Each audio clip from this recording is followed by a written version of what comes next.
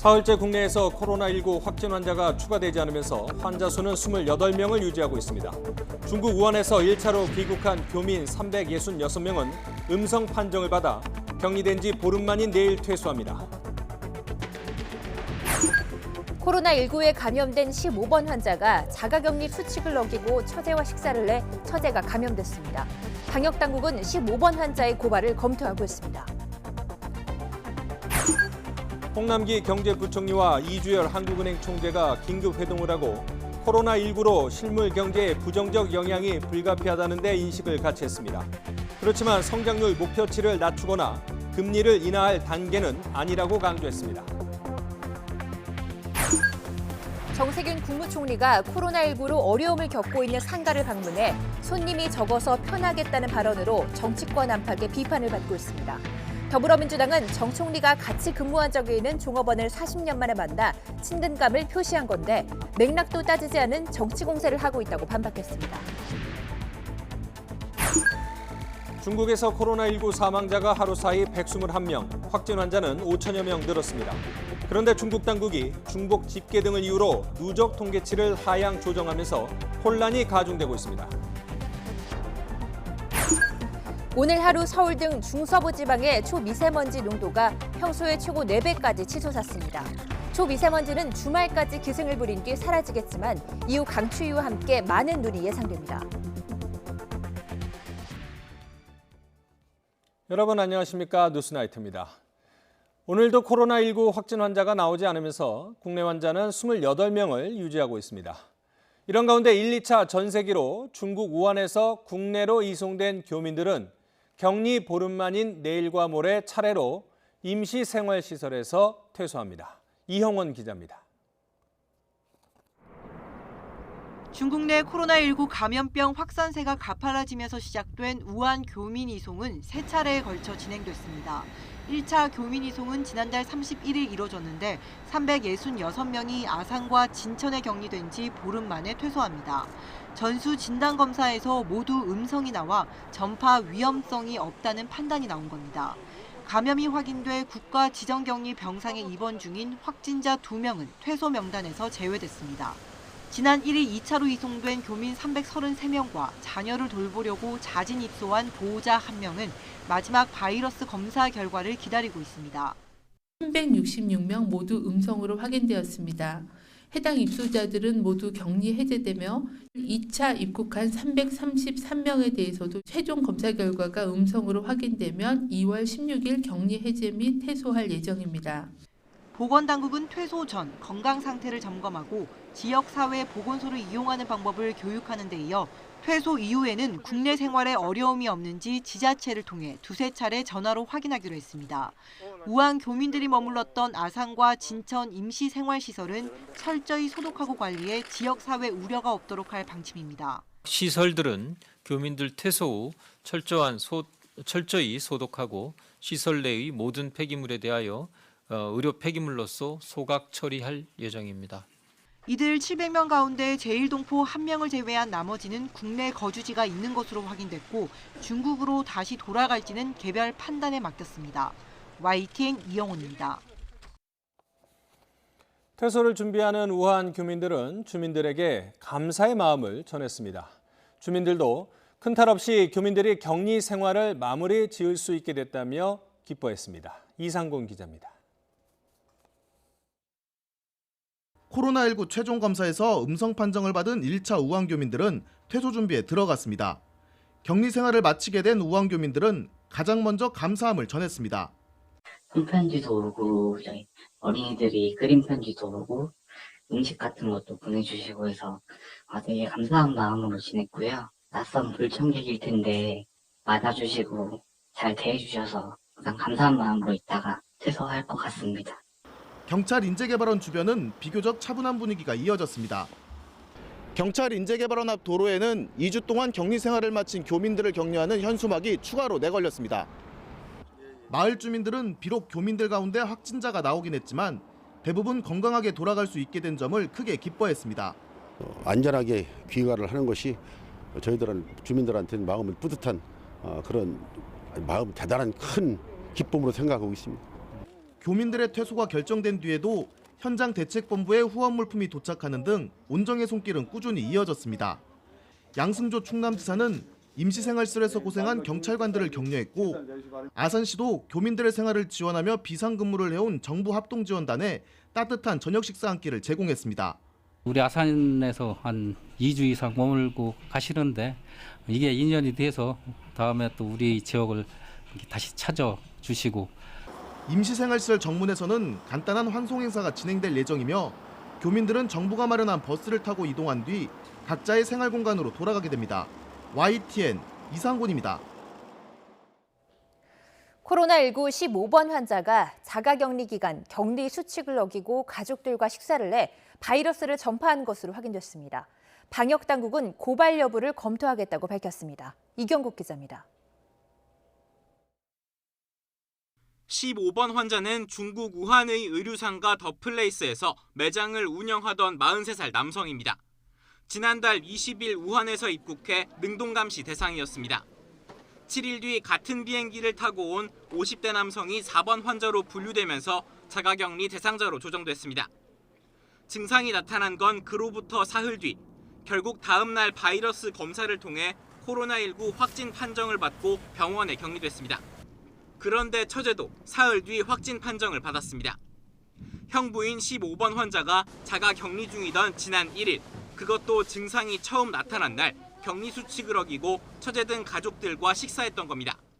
같이 식사를 하신 분들이 더 있으시고 그분들도 모두 현재는 이제 접촉자로 다른 특별한 문제는 없으신 상황입니다. 자가격리 대상자 생활 수칙은 식사는 혼자 하고 가족 등과도 대화를 포함해 접촉하지 않도록 규정하고 있습니다. 가족 역시 격리 대상자와 최대한 거리를 두고 접촉하지 말아야 하는데 모두 지켜지지 않았습니다.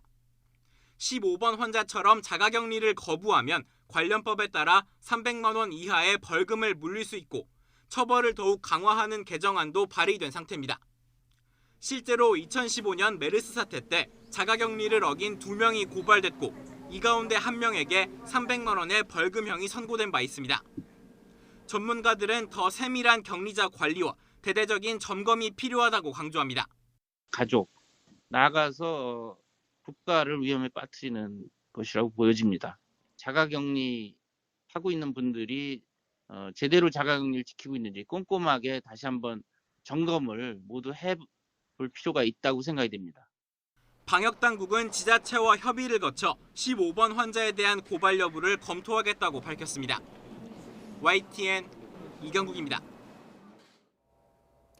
코로나19 감염 우려로 비상인 곳이 또 있습니다. 바로 헌혈이 줄면서 혈액 수급에 비상이 걸린 병원인데요.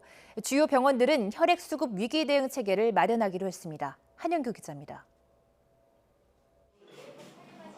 겨울철에는 설 연휴와 방학 등이 겹쳐 헌혈이 줄어드는 시기입니다. 올해는 코로나19 확진 환자까지 발생하면서 헌혈이 급감해 혈액 수급에 비상이 걸렸습니다. 2월에 예정된 단체 헌혈 가운데 25%가량인 15,000여 명이 헌혈을 취소했습니다. 코로나19 여파로 외출을 기피해 개인 헌혈도 줄어들고 있습니다. 이 때문에 지난 5일에는 혈액 보유량이 주의 단계 기준 아래인 2.91분까지 떨어졌고 12일에도 3.51분 정도에 그치고 있습니다.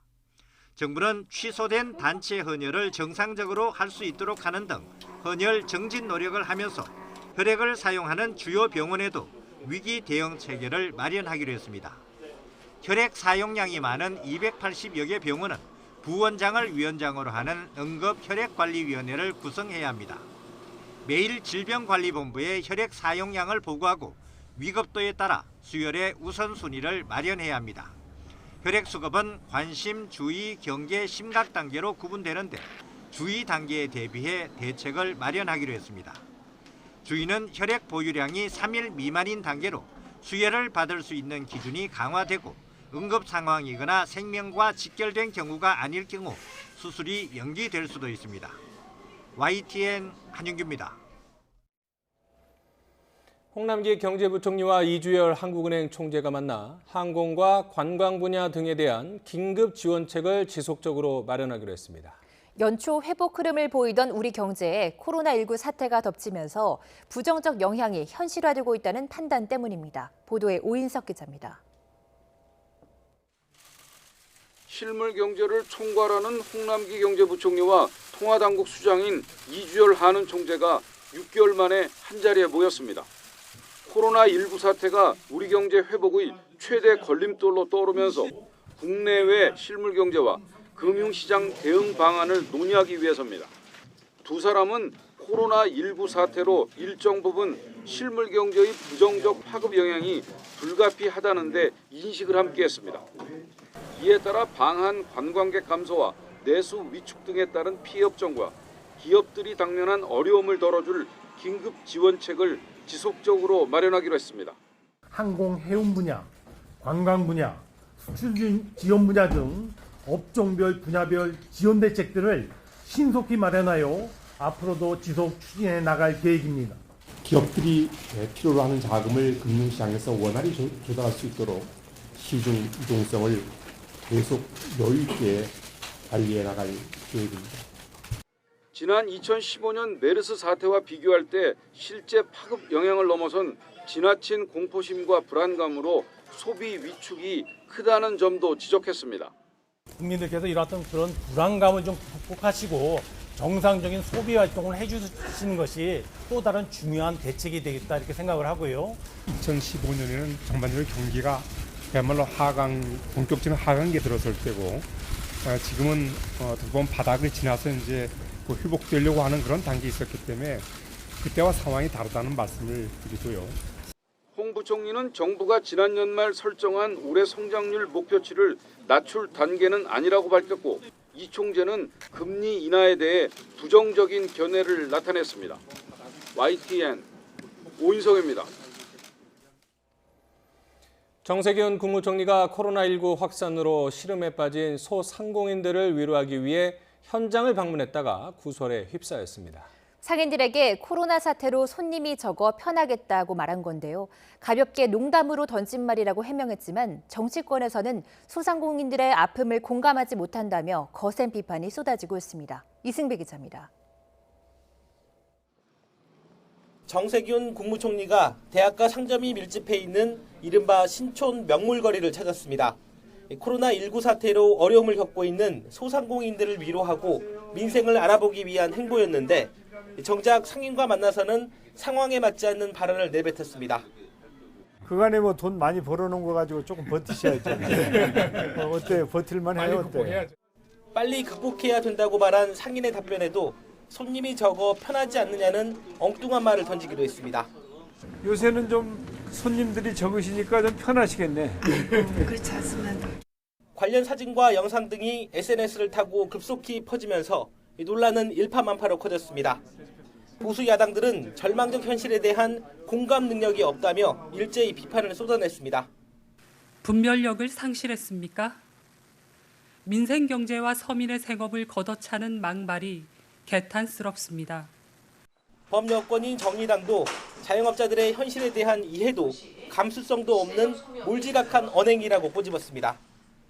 코로나19 확산을 막기 위해 국민들 또한 각자의 생업 현장에서 사투를 벌이고 있다는 점을 잊지 말아야 합니다. 이에 대해 총리실 측은 어려운 상황이지만 위축되거나 의기소침하지 말고 힘을 내라는 의미였다고 해명했습니다. 하지만 가뜩이나 칼럼 고발 후폭풍에 시달리고 있는 여권 입장에서는 정 총리의 부적절한 발언 논란까지 겹치면서 당혹스러움을 감추지 못하고 있습니다. YTN 이승매입니다. 더불어민주당은 정세균 총리의 이른바 코로나 염장 논란에 대해 개념 충만 발언이라면서 깊은 속정을 이해할 감수성이 없느냐고 반문했습니다.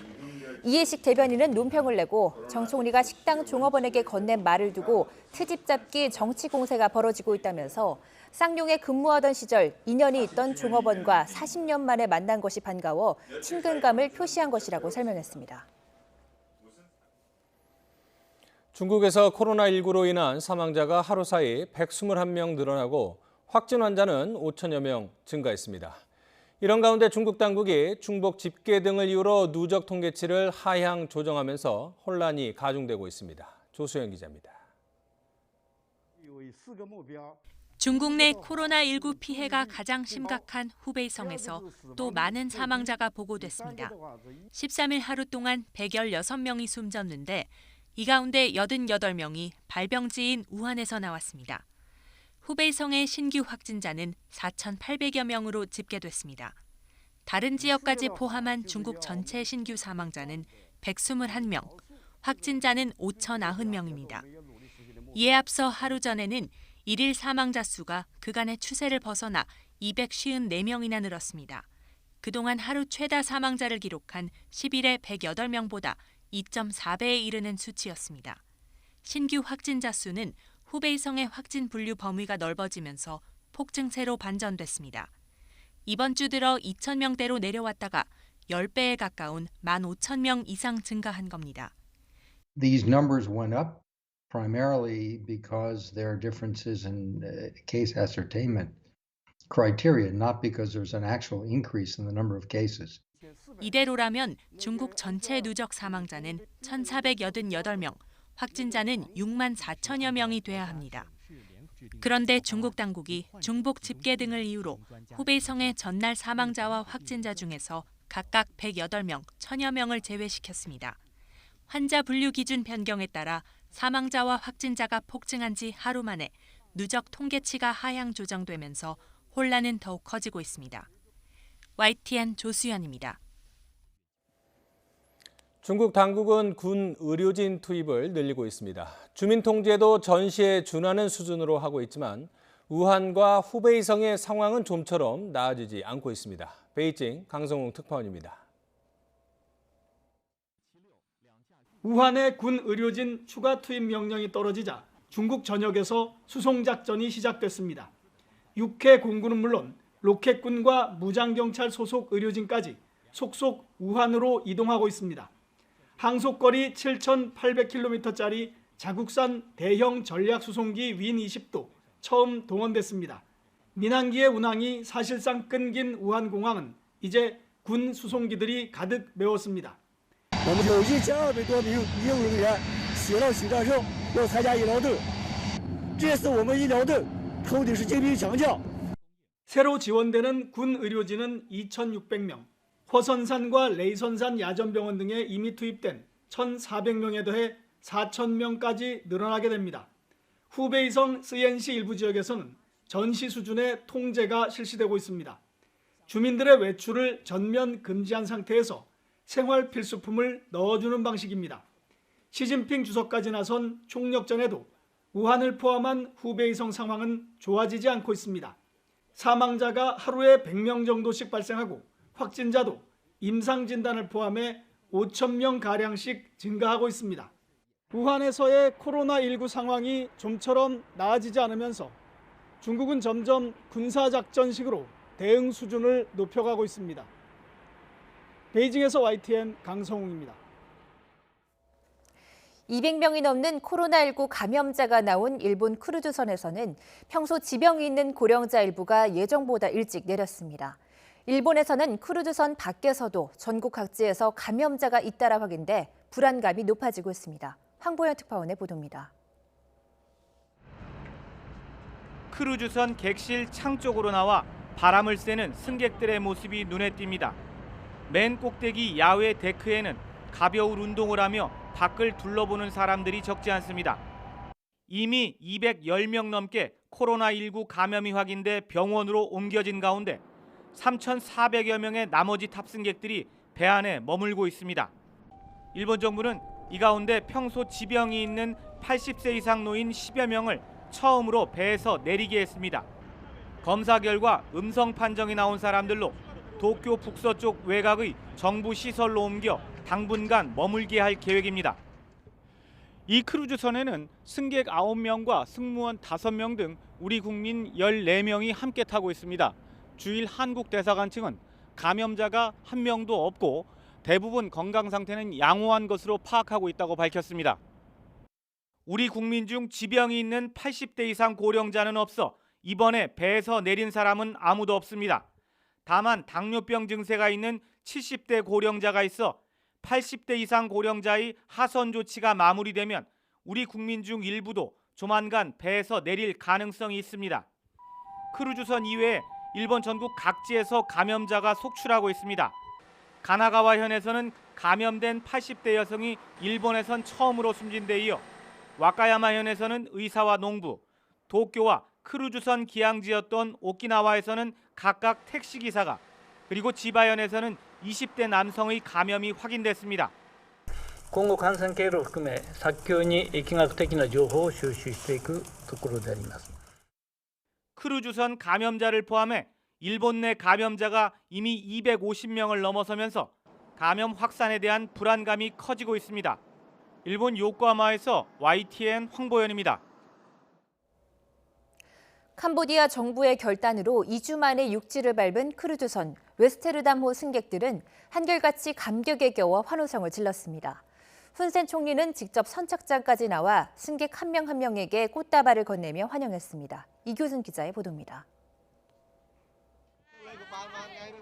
긴 표류 생활 끝에 육지를 밟는 순간 북받치는 흥분과 감격을 감추지 못합니다. 두 손을 번쩍 들고 V자를 그리며 기뻐합니다. 하선이 시작되자 웨스테르다모 간판 위로 수백 명이 나와 박수를 치며 열렬히 환호합니다. Absolutely wonderful. We appreciate it very, very much. We're very, very pleased to be in your country. It's good to step on land and thank you very much for welcoming us. 배에서 내린 안도감으로 감옥 같은 선상 생활도 평생 잊지 못할 추억으로 남았습니다. Very good. It was very good on board in the ship.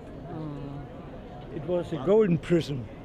훈센 총리는 마스크도 쓰지 않은 채 하선하는 승객에게 일일이 꽃다발을 건네며 맞이했습니다.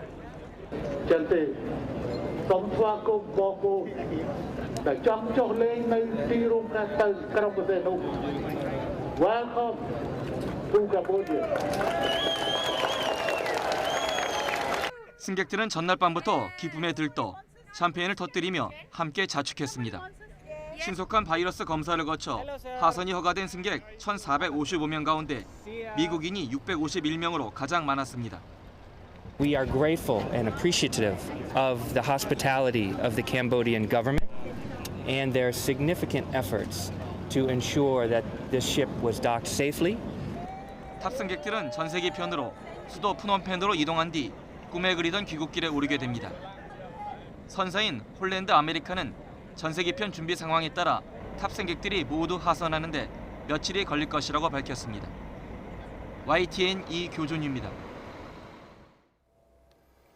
더불어민주당이 민주당 비판 칼럼을 쓴 교수와 신문사에 대한 고발을 취하했습니다.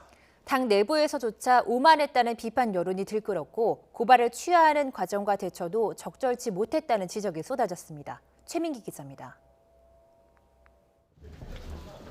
민주당 이해찬 대표가 자당 비판 칼럼을 쓴 임미리 교수와 경향신문을 고발한 데 대한 입장을 묻는 취재진 질문에 아무런 답도 않은 채 서둘러 자리를 빠져나갑니다. 표현의 자유를 위축한다는 비판이 많은데 어떻게 생각하세요? 당 지도부 모두 입을 다문 채 퇴장했고 고발 취하 사실은 이후 언론에 문자로 전달됐습니다. 논란 하루 만입니다. 민주당은 문자를 통해 고발 조치가 과도했고 유감을 표한다면서도 임 교수가 과거 안철수 전 의원의 싱크탱크 출신이었다는 점을 거듭 부각하며 분명한 정치적 목적이 있는 것으로 판단했다고 강조했습니다. 이 안철수 교수의 자문 교수단의 실행위원입니다. 그래서 그때 당시에 저희들은 이것이 분명히 정치적 목적이 있다 이렇게 판단했던 것이고 당의 고발 조치를 두고 내부에서도 자성과 비판의 목소리가 들끓었습니다.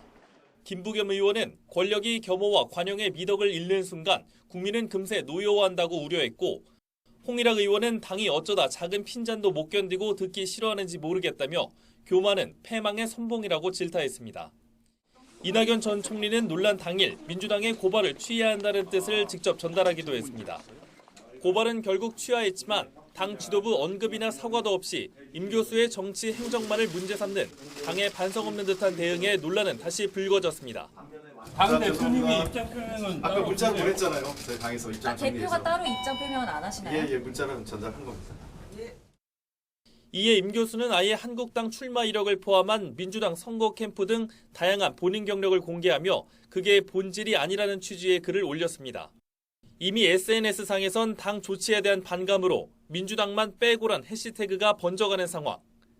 민주당이 고발을 취하했지만 선거법 관련 사건의 경우 검찰이 자체적으로 판단해 수사를 진행할 수 있습니다. 집권여당의 섣부른 법적 대응을 또 검찰이 판단하게 된 만큼 한동안 여지는 계속될 것으로 보입니다. YTN 최민기입니다. 이런 민주당에 대해 야당은 표현의 자유를 침해하는 반민주적 행태라고 비판했습니다. 최근까지 언론사를 상대로 고소고발을 이어온 자유한국당도 한껏 날을 세웠습니다. 송재인 기자입니다.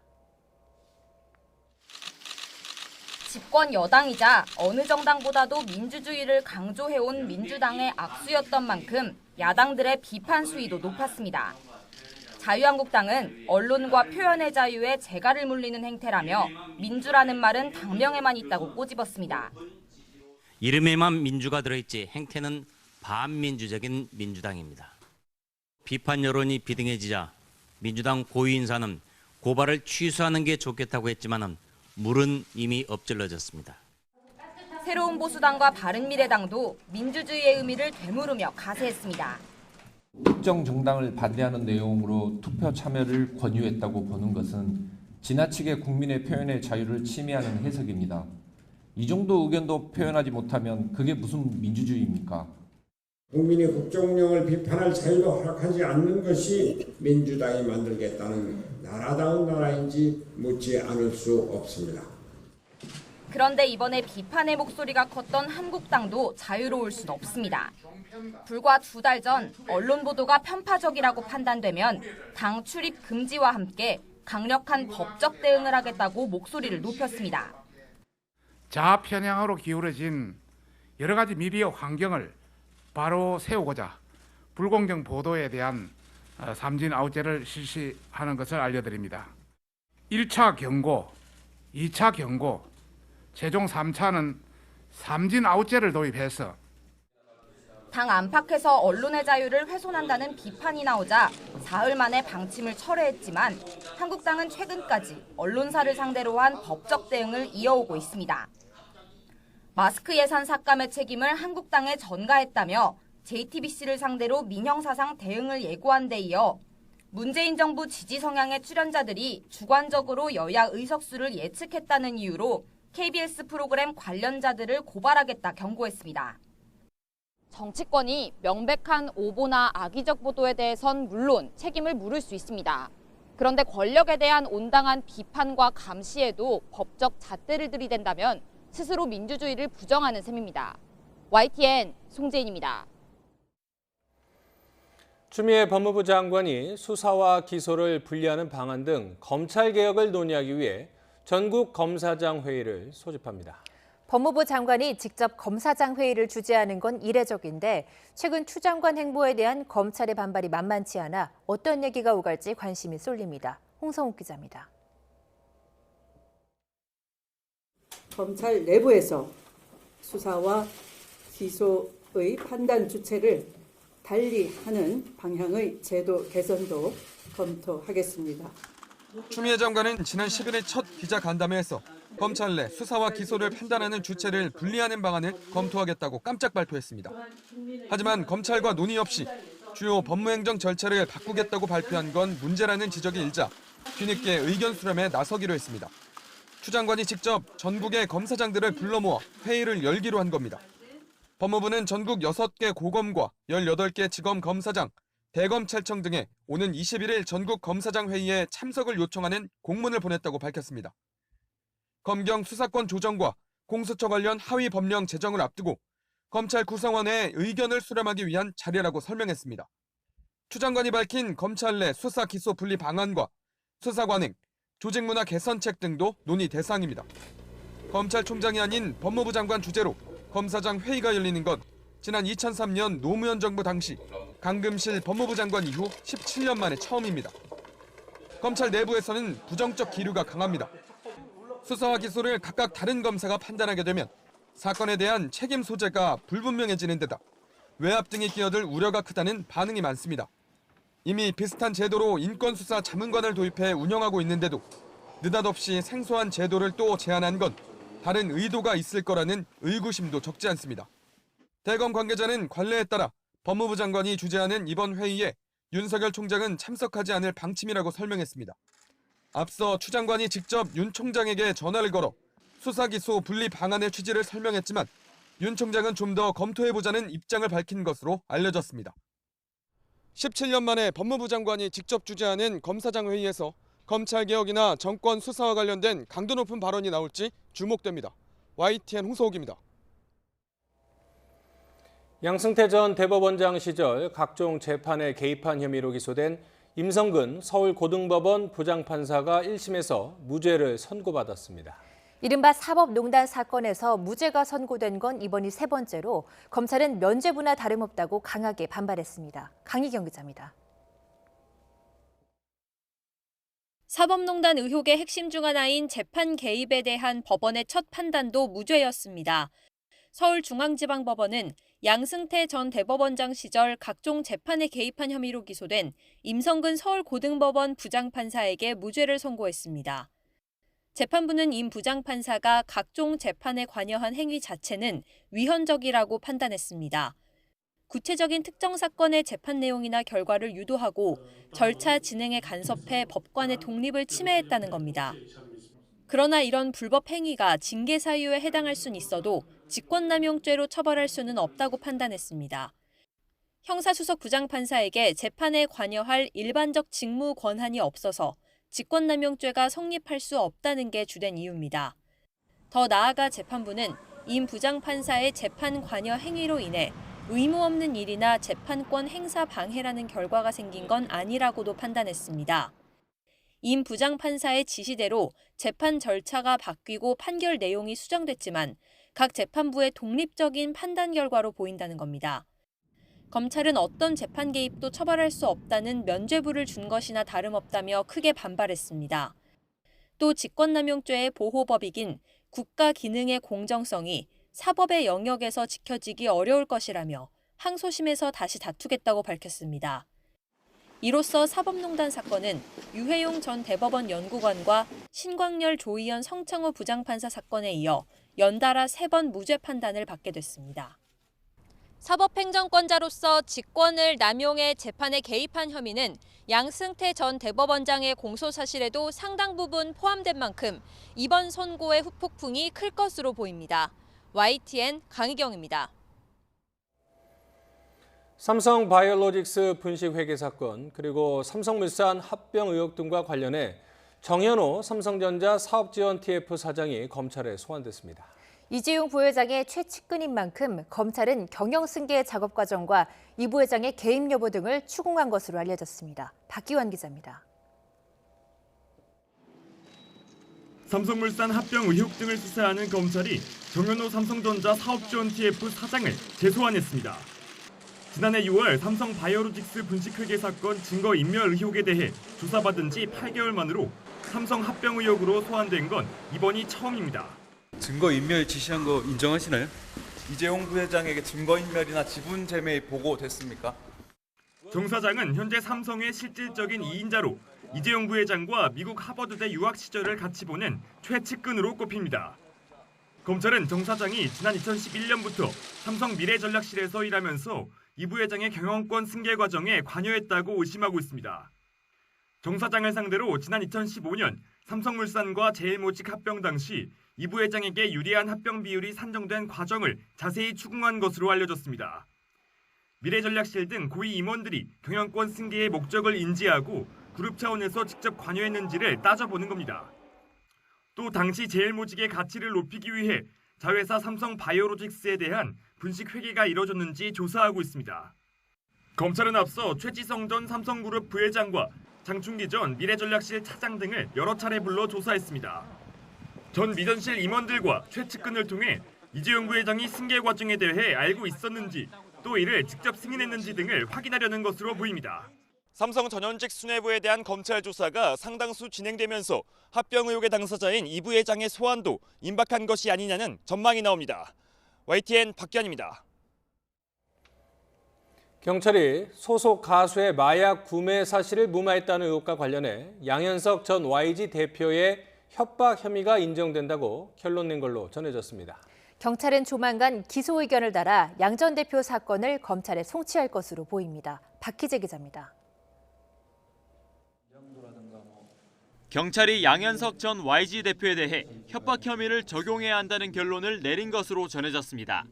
전 YG 소속 가수 B.I.의 마약 구매 의혹을 무마하기 위해 공익 제보자에게 진술을 번복하도록 협박했다는 겁니다. A씨는 지난 2016년 경찰 조사에서 B.I.의 부탁으로 마약을 구해줬다고 경찰에 진술하자 양 전 대표가 사옥으로 불러 협박했다고 주장했습니다. 양현석 대표가 이제 일단은 먼저 했던 게 이제 A씨 핸드폰을 뺏어서 혹시 녹취할까봐. 근데 너 같은 거는 뭐 이게 쉽게 뭐 하여튼 불이익이라는 표현을 쓸게요. 네, 주는 건 일도 아닌데. 양 전 대표는 그러나 석 달 넘는 수사기간 내내 진술을 번복하라고 협박한 적이 없다고 주장해왔습니다. 경찰은 그러나 양현석 전 대표의 주장에 신빙성이 없다는 결론을 내렸습니다. A씨와 양 전 대표가 4년 전 YG 사옥에서 관련 대화를 나눌 당시에 제3의 인물인 김모 씨가 현장에 함께 있었다는 사실이 드러났기 때문입니다. 경찰이 김 씨를 조사하는 과정에서 양 전 대표의 진술에 신빙성이 떨어진다고 본 겁니다. 그러면서 협박을 당해 진술을 번복했다는 제보자의 주장이 사실일 가능성이 높다고 결론 내렸습니다. 이럴 경우 양 전 대표에게 범인 도피교사 혐의까지 적용할 수도 있다는 게 전문가 의견입니다. 만약 양현석 씨가 공익 제보자를 협박하여 그로 하여금 수사기관을 적극적으로 기만하게 하였다면 범인 도피교사범으로 처벌받을 가능성이 존재합니다.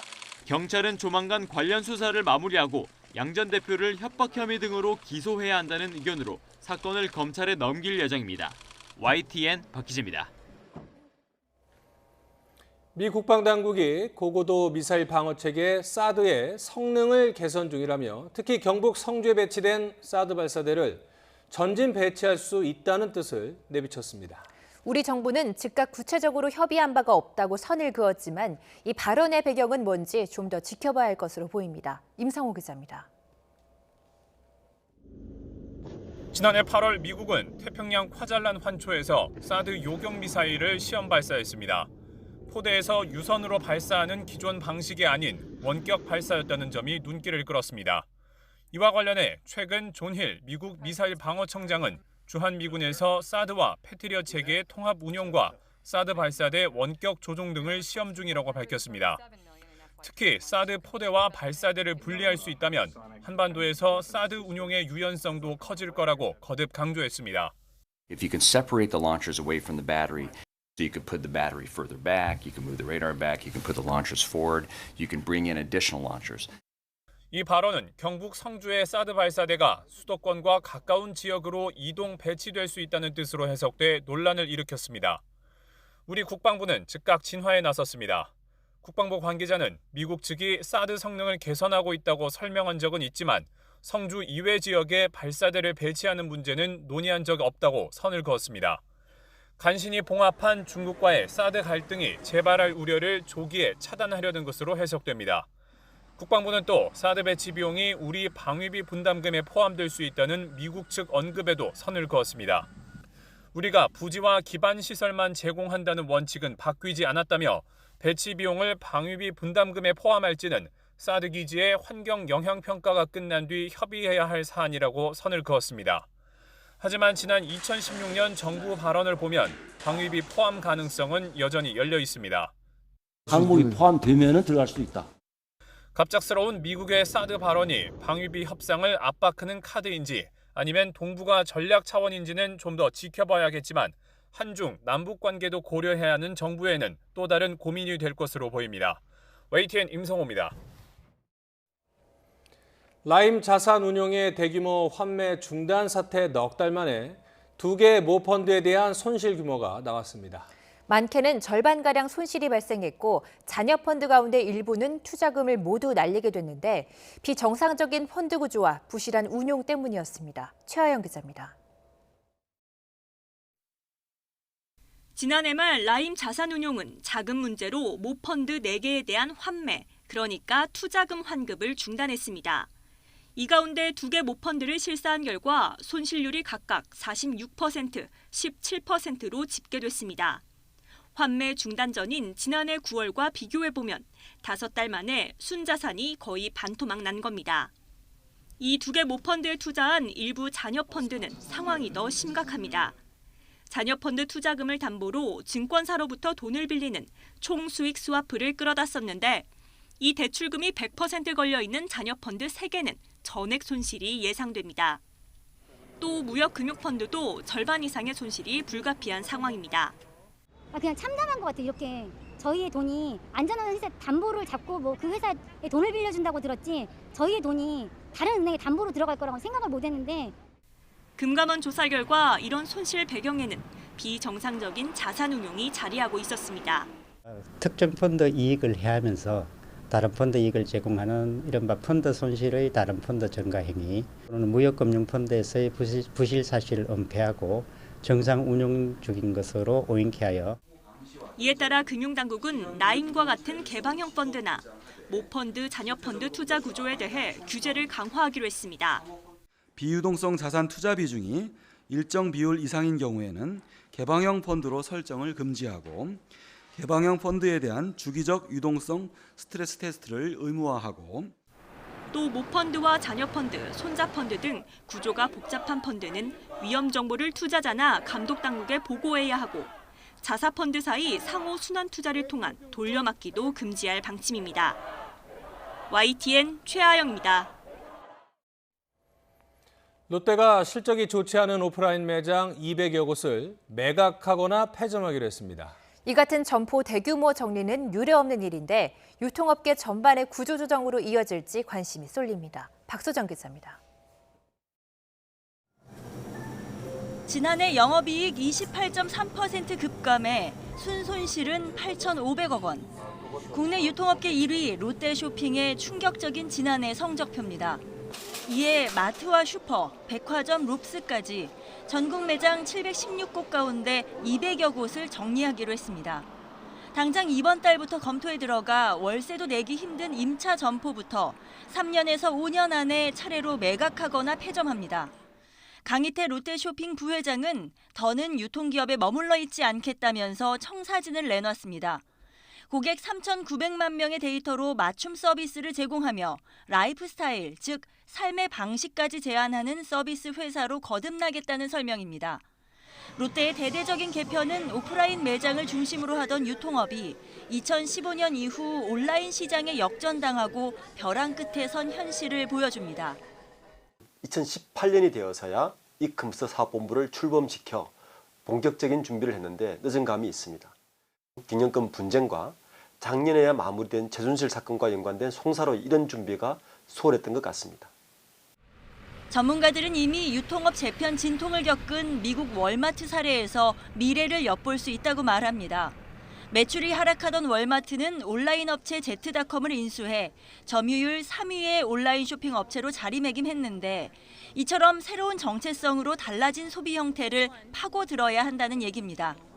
반면 롯데의 구조조정이 도매, 소매업 전체의 고용 불안을 더욱 심하게 만들 것이란 우려도 나옵니다. 대형 유통기업들이 매장을 축소하려는 움직임을 보임에 따라서 최근에 이미 줄어드는 모양새를 보였던 도매업과 소매업의 일자리 증가 수가 향후에 더욱 위축될 가능성이 높아지고 있는 것으로 보입니다. 판을 바꾸는 게임 체인저로의 변신을 강조한 신동빈 회장의 말대로 롯데가 유통업계의 새 판을 짜는 지각 변동을 가져올 것인지 이목이 쏠려 있습니다. YTN 박소정입니다. 자신들의 범행을 누설했다며 가출 청소년을 잔인하게 살해한 20대 범인들에게 법원이 최고 징역 30년의 중형을 선고했습니다. 이들은 범행 당시 시신의 사진을 찍어 자랑까지 한 것으로 드러났습니다. 신준명 기자입니다. 경기도 오산의 한 야산에서 발견된 백골 상태의 시신. 함께 나온 반지를 단서로 경찰이 3만여 명의 SNS를 추적한 결과 17살의 가출 청소년 A군으로 확인됐습니다. 경찰의 수사로 드러난 살해 경위는 충격적이었습니다. A군과 함께 생활했던 23살 김모 씨와 변모 씨 등은 지난 2018년 9월 A군을 한적한 곳으로 유인해 살해한 뒤 안매장했습니다. 신발을 훔친 A군이 경찰 조사 과정에서 자신들의 범행을 누설했다며 잔인하게 보복을 한 겁니다. 1년 만에 전모가 드러나면서 당시 다른 범죄로 수감 중이었던 두 사람은 보복살인 등의 혐의로 재판에 넘겨졌습니다. 김 씨는 재판 과정에서 정신이 나가서 범행을 저질렀다며 기회를 주신다면 아버지가 돌아가시기 전 직접 봉양하고 싶다며 선처를 요구했습니다. 하지만 법원은 김 씨에게 징역 30년을, 변 씨에겐 징역 25년의 중형을 선고했습니다. 재판부는 지극히 잔인한 방법으로 살해한 데다 범행 직후 시신을 사진으로 찍어 주위 사람들에게 자랑하듯 이야기하는 등 생명경시 태도가 심각하다고 지적했습니다. 김 씨의 지시를 받고 A군을 유인한 미성년자 2명은 소년부 법원 송치를 결정했습니다. 재판부가 가출 청소년을 무참히 살해해 사회에 충격을 안겼던 20대에게 최대 징역 30년 중형을 내린 건 생명을 경시한 범죄에 경종을 울리기 위한 거라는 평가입니다. YTN 신준명입니다. 맛있게 먹고 시원하게 비우고 비결이야 역시 메이킨이죠. 변비, 복부 백만, 식욕 부진 한 번에 싹 메이킨. 시원하게 변비 끝 유쾌 상쾌 오케이 변비 메이킨. 1588 39,000원부터 배칠수의 39,000 꽃배달 3단 하한 39,000 배칠수의 39,000 1588 39,000 1588 39,000 배칠수의 꽃배달.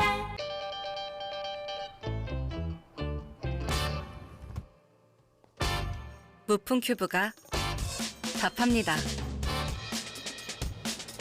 99.999% 누구도 따라올 수 없는 독보적인 필터 시스템으로 이것이 공기청정기를 끄고 무풍 큐브를 켜야 하는 이유. 기준이 다른 청정함.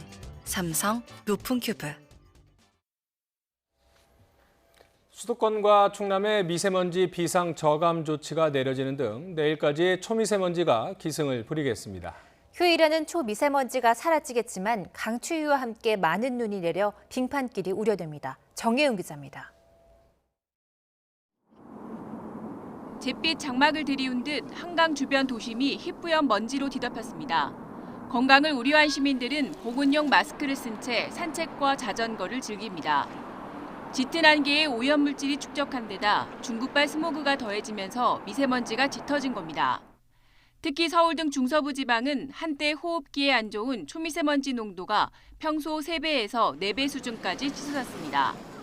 고농도 미세먼지는 주말까지 지속하겠고 수도권과 충남에는 고농도 미세먼지 비상 저감 조치가 발령됐습니다. 미세먼지는 주말 밤 전국에 비가 내리고 바람이 강하게 불면서 차츰 해소되겠습니다. 하지만 찬 공기가 유입되면서 일요일에는 날씨가 점차 추워지겠고 비가 눈으로 바뀌어 내리는 곳이 많겠습니다. 이번 눈은 서울 등 내륙은 월요일까지, 영동 지방은 화요일까지 길게 이어지겠고 충청과 호남, 제주 산간에는 최고 20cm 이상의 폭설이 쌓이는 곳도 있겠습니다. 이번 눈은 일요일 밤부터 월요일 오전 사이가 고비가 될 것으로 보입니다. 특히 강추위를 동반하기 때문에 내린 눈이 그대로 쌓일 가능성이 큽니다. 특히 서울 아침 기온이 월요일에는 영하 5도, 화요일에는 영하 7도까지 떨어지는 등 다음 주 초반까지 강추위가 이어지겠습니다. 16일 오후부터 남하하는 강한 찬 공기의 영향으로 이번 추위는 19일까지 이어지겠습니다. 18일 아침은 이번 추위의 절정이 되겠습니다. 전문가들은 눈의 추위까지 겹치면서 월요일 아침 출근길에는 빙판길 교통 대란이 우려된다며 미끄럼 사고에 철저히 대비해달라고 당부했습니다. YTN 정혜윤입니다.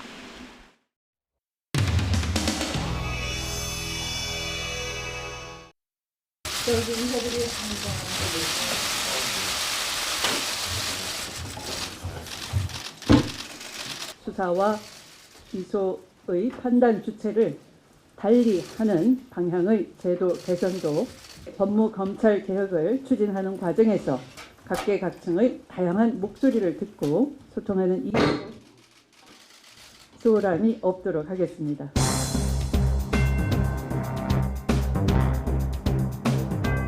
법무부 실국본부장님들께서도 배석하실 수 있도록 지금 자리를 잡도록 하겠고요. 검찰에서 중요 사건을 직접 수사해서 기소하는 경우에도 그 중립성과 객관성을 잃을 우려가 있기 때문에 구체적인 것은 우리 국장님께서 또 상세히 설명을 하실 수 있을 것 같아요.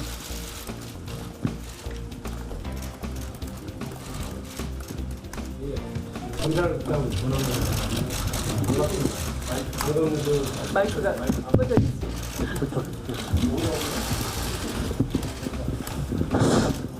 예, 반갑습니다. 검찰국장 정한무관입니다. 방금 장관님께서 말씀하셨던 수사기소 분리 취지와 우리 검찰에서 대외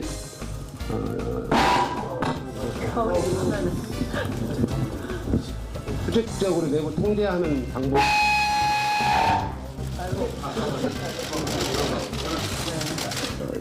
이와 유사한 제도가 일본에 지금 3개의 특수부가 있습니다. 거기에서 총괄 심사 검찰관을 진행 중에 있는 수사를 심사해서 자문 의견을 제출하는 그런 방안입니다. 아마 일본에서도 이런 수사 기소를 주체가 한 사람이 했을 때 생기는 오류가 있었기 때문에 이런 전례가 좀 만들어졌던 걸로 알고 있고, 우리나라에서도 지금 직접 수사 과정에서 생기는 여러 가지 그런 문제점을 해결함으로써 좀 더 직접 수사에 있어서 국민의 신뢰를 받고 그다음에 실체적 진실이 밝혀질 수 있는 그런 어떤 방안으로서 중요한 앞으로 개혁 과제라고 생각이 됩니다. 네, 이상입니다. 질문하실 분 손을 또 대주. 네, 여기 있습니다. 안녕하세요. 그럼에도 불구하고 언론에서 외국 법제에 대해서 잘못 얘기를 해서 법무부가 말하는 것에 대해서 진정성이 의심된다 하는 부분도 남아있기 때문에 그에 대한 자세한 설명은 언론인 여러분이 양해를 해주신다면 우리 법무실장님께서 소상하게 말씀드리고요. 그 숫자가 나오는 부분이어가지고 편날을 준비를 했습니다. 그러니까 저희가 주목했던 것은 대체로 이제 미국의 경우에는 언론의 자유를 더 강조하고 있는 나라이기 때문에 공개하는 경우가 훨씬 더 많은 것 같은 분명한 것 같습니다. 근데 그것이 어떤 이유에서 공개가 이루어지고 어떤 이유에서 비공개가 되는지에 대한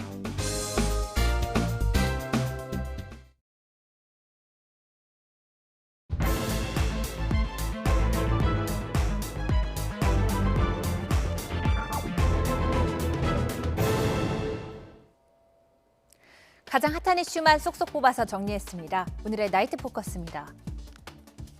민주당이 최근 여권을 비판하는 칼럼을 쓴 민미리 고려대 연구교수와 경향신문을 고발했다가 거센 역풍을 맞자 결국 고발을 취소했습니다. 고발 조치가 과도했다며 유감을 표시했지만 논란은 사그라들지 않고 있습니다. 정세균 국무총리가 코로나19 확산으로 어려움을 겪고 있는 상인들에게 위로한다며 건넨 발언이 뒤늦게 구설수에 올랐습니다.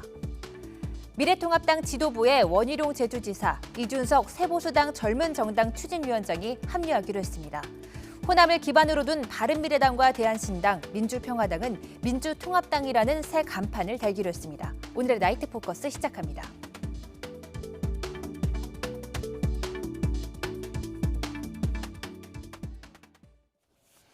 먼저 오늘의 패널 두 분 소개해드리겠습니다. 차재원 부산가톨릭대학교 특임교수, 이현종 문화일보 논설위원 나오셨습니다. 안녕하세요. 네, 안녕하세요. 더불어민주당 비판 칼럼을 경향신문에 쓴 교수를 고발했던 민주당이 오늘 그 고발을 취하를 했습니다. 먼저 왜 고발을 했는지를 짚어봐야 될 것 같은데요. 설명 부탁드리겠습니다. 임미리 고려대 연구교수가 모 신문에다가 지금 그러니까 이 기고를 한 거 아닙니까? 네. 지금 그러니까 총선을 앞두고 지금 여러 가지 정치권의 형태에 대해서 강한 비판을 했는데요. 임미리 교수의 주장은 이런 것 같습니다. 일단 정치권이 대립과 갈등을 통해서 상당한 지금 이 국민 분열을 갖고 있다. 그렇기 때문에 이게 또 다른 광장의 대결로 가고 있고 이러한 모습들에 대해서 상당히 정치권이 책임이 있는데 이 중에서도 그러니까 국정을 책임지고 있는 민주당의 책임이 더 큰 것 같다. 특히 민주당은 촛불혁명으로 집권한 정당의 입장에서 본다고 한다면 이러한 부분에 있어서 민주당의 책임을 강조하면서 지금 이번 총선 을 통해서 항상 이 선거를 앞두고 여러 가지 공약과 약속을 통해서 항상 국민을 위한다고 하지만 선거 끝나고 난 뒤에는 다시 이 국민의 상징이 되는 정당과 정치 권력에 대해서 뭔가 이제는 국민들이 심판을 해야 되는데 이 부분에 있어서 좀 더 책임 있는 민주당에 대해서 좀 더 강한 질책을 하면서 민주당 빼고 투표를 해야 된다는 이야기를 한 겁니다. 그래서 지금 총선이 임박한 상황에서 지금 민주당을 콕 집어서 민주당 빼고 투표라는 이야기를 함으로써 민주당 입장에서는 일종의 민주당에 대한 이 좀 그 투표를 하지 말라는 그러한 이 좀 그 민주당을 디스하는 그러한 선거의 행태로 아마 받아들인 것 같아요. 그렇기 때문에 이것은 명백하게 선거법상 그러니까 지금 위반한 것이라고 해서 지금 검찰에 고소를 한 상황입니다. 예전에도 낙선 운동이 있었습니다만, 지금 민주당을 콕 집어서 투표하지 말자 뭐 이렇게 얘기를 했는데, 특히 민주당이 문제를 삼았던 것은 임 교수가 안철수 싱크탱크 출신이다. 그래서 정치적 의도가 있는 글이다. 이런 것을 이제 문제 삼은 거죠.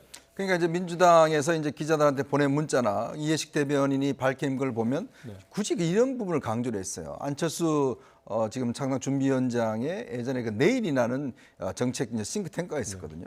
그게 실행위원이다라고 해서 이제 지적을 했었는데, 그러니까 이제 어떤 면에서 보면 이제 안철수 지금 신당 새로운 당이 이제 띄우려는 상황에서 어떤 면에서 보면 민주당의 표를 잠식할 것 같으니까 이제 안철수 그러니까 민주당을 빼고 이제 찍자 이런 어떤 것이 아니었나라는 의도인데요. 근데 이제 지금 임미리 교수의 지금 설명을 들어보면 이 내일 같은 경우 실행위원들의 교수가 440명입니다. 그리고 자기가 이 박사학위 받을 때 이때 이제 학교에 아는 교수들이 이거 이름 좀 넣어달라고 그래서 넣었고 전혀 활동도 하지 않았다는 거예요. 그러니까 안철수 전 대표와는 전혀 본인이 뭐 일면식도 없는 것이고 이쪽하고는 상관도 없는 것인데 굳이 이 이야기를 자꾸 꺼내면서 이렇다라고 이야기하는 것 자체가 이건 좀 사실적인 왜곡이라고 해서 본인이 그래서 자기 페이스북에다가 자기 경력을 다 상세하게 올렸습니다.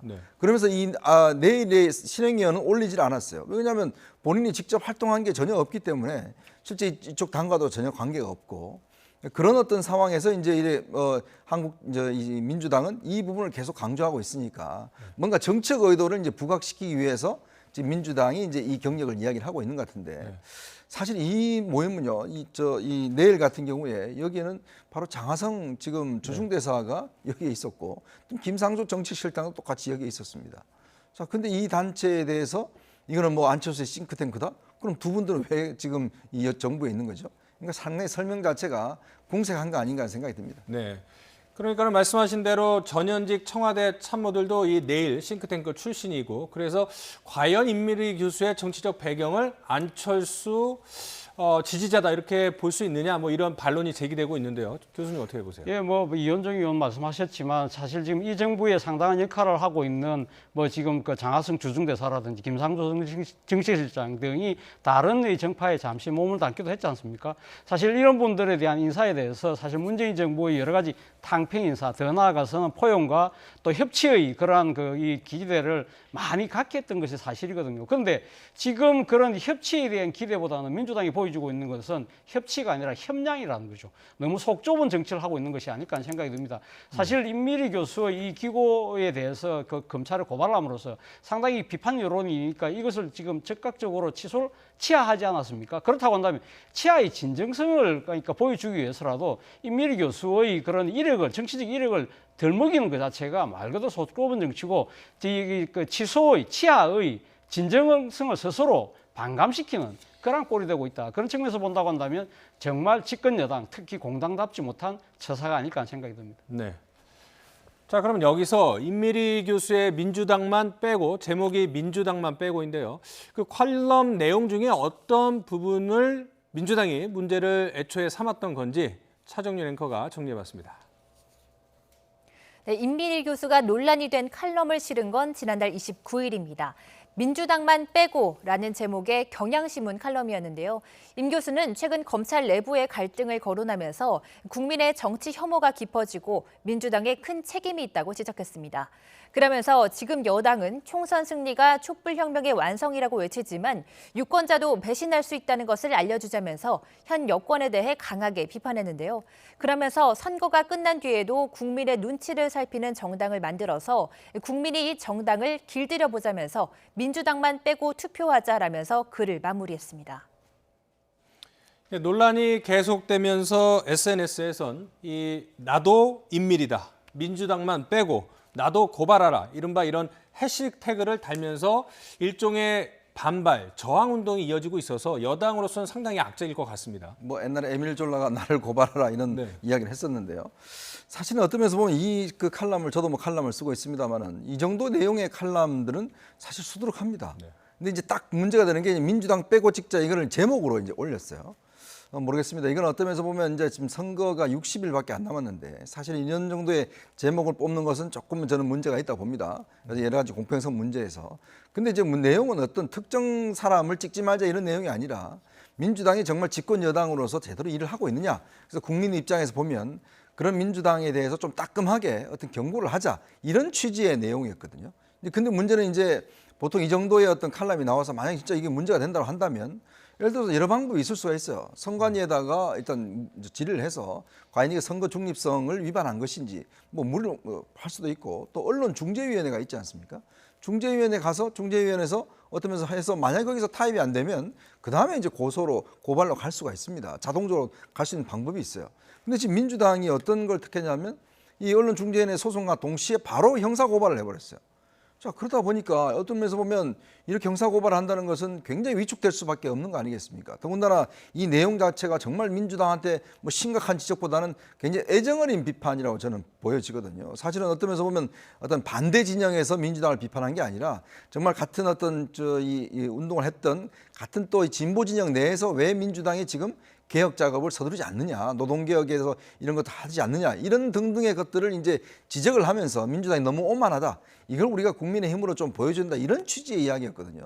그러니까 그런 걸로 이야기 따져보면, 이거 차 교수님 이야기했지만 왜 민주당이 이 정도의 비판도 못 받아들이는 것일까? 왜 이 정도의 지적을 하는 것을 어떤 면에서 보면 칼럼이라는 영역이 어떤 면에서 보면 공공의 장이지 않습니까? 비판의 장이고. 그렇다면 이 문제와 관련해서는 민주당이 우리가 더 열심히 하겠습니다라고 하면 될 것인데 굳이 이걸 고발해서 결국 문제화시키고 더군다나 또 어떤 언론의 자유가 있는 것인데 표현의 자유를 좀 위축시키는 게 아니냐 이런 비판의 어떤 지점이 있는 것입니다. 네.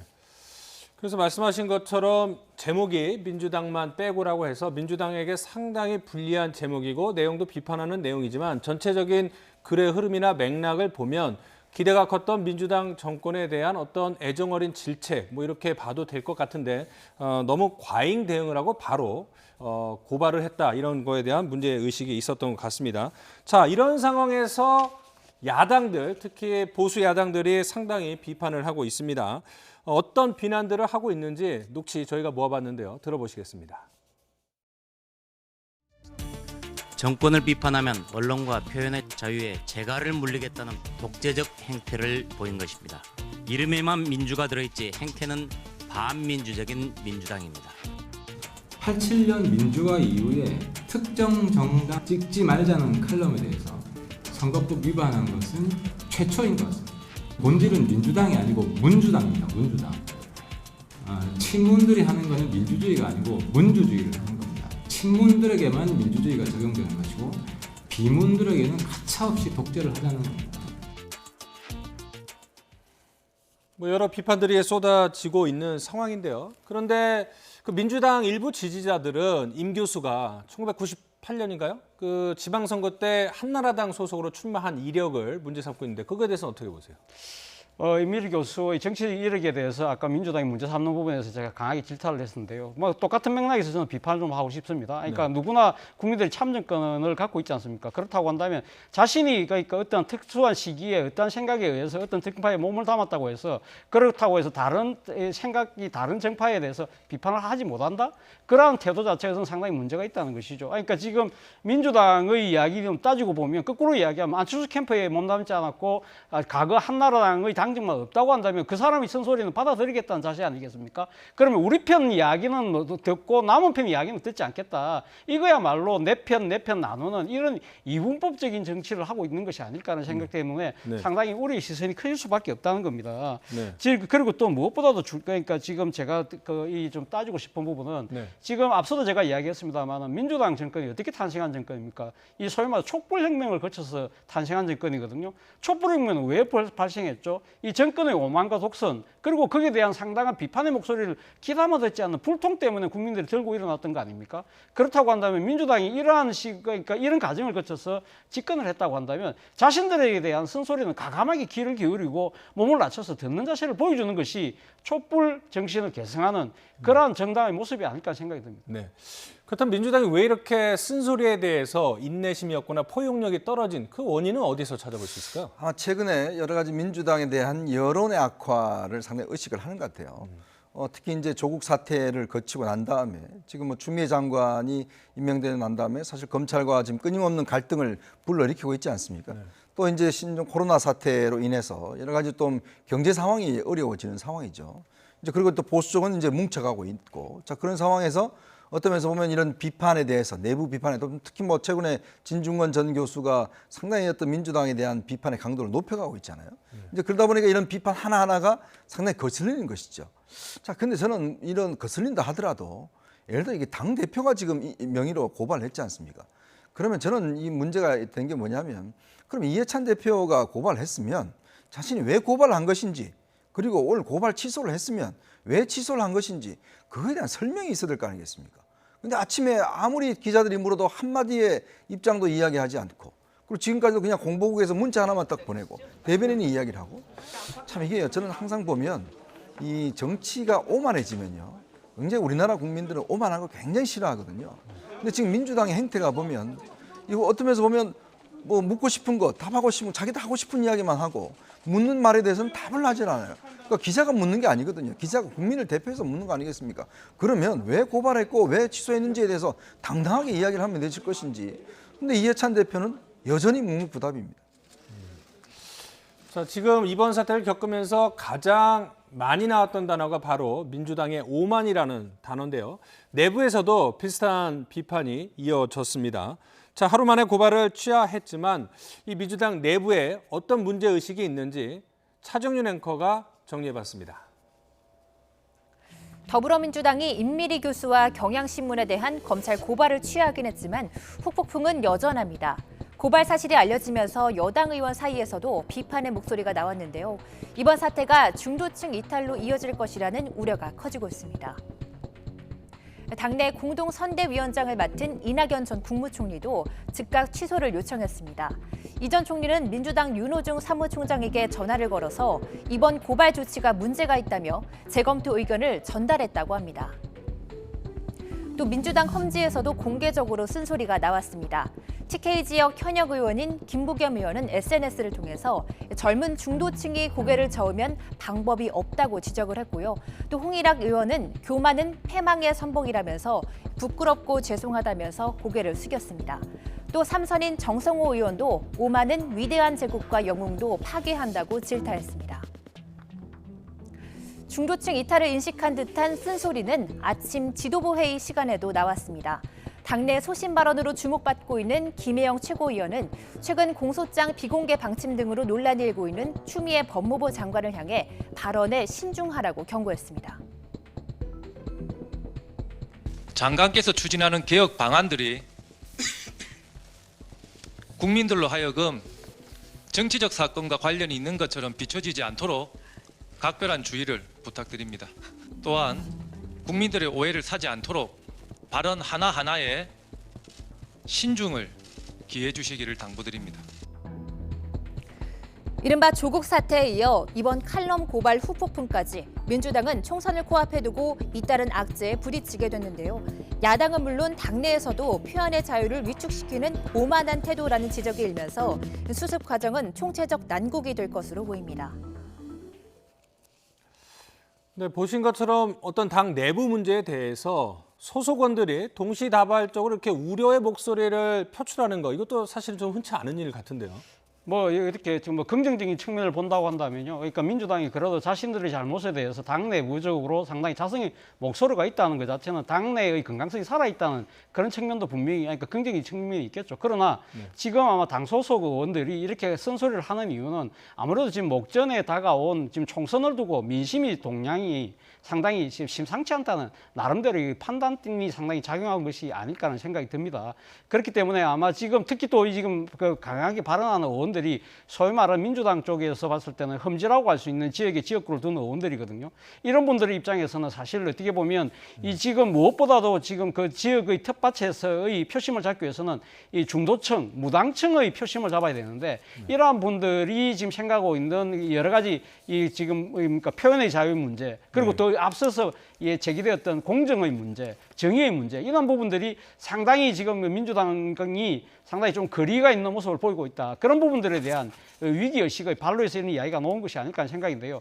제가 생각할 때는 그렇습니다. 지금 앞서도 우리가 이야기했습니다만 민주당이 오늘 지금 그 고발을 취하는 하긴 했습니다만 여러 가지 뭐 임미리 교수의 뭐 정치적 이력을 갖고 계속적으로 뭔가 좀 뒤끝을 남기는 듯한 태도를 보이고 있잖아요. 지금 당장 필요한 것은 제가 생각할 때 닥치고 사과입니다. 무조건 닥치고 사과하고 그리고 무조건 국민들의 그러니까 이 쓴소리에 겸허하게 귀를 기울이는 그러한 모습이 필요한 시점이 아닐까 생각이 듭니다. 네, 그 조건을 다한 사과, 유감 표명은 올바르지 않다 뭐 이런 지적이셨는데요.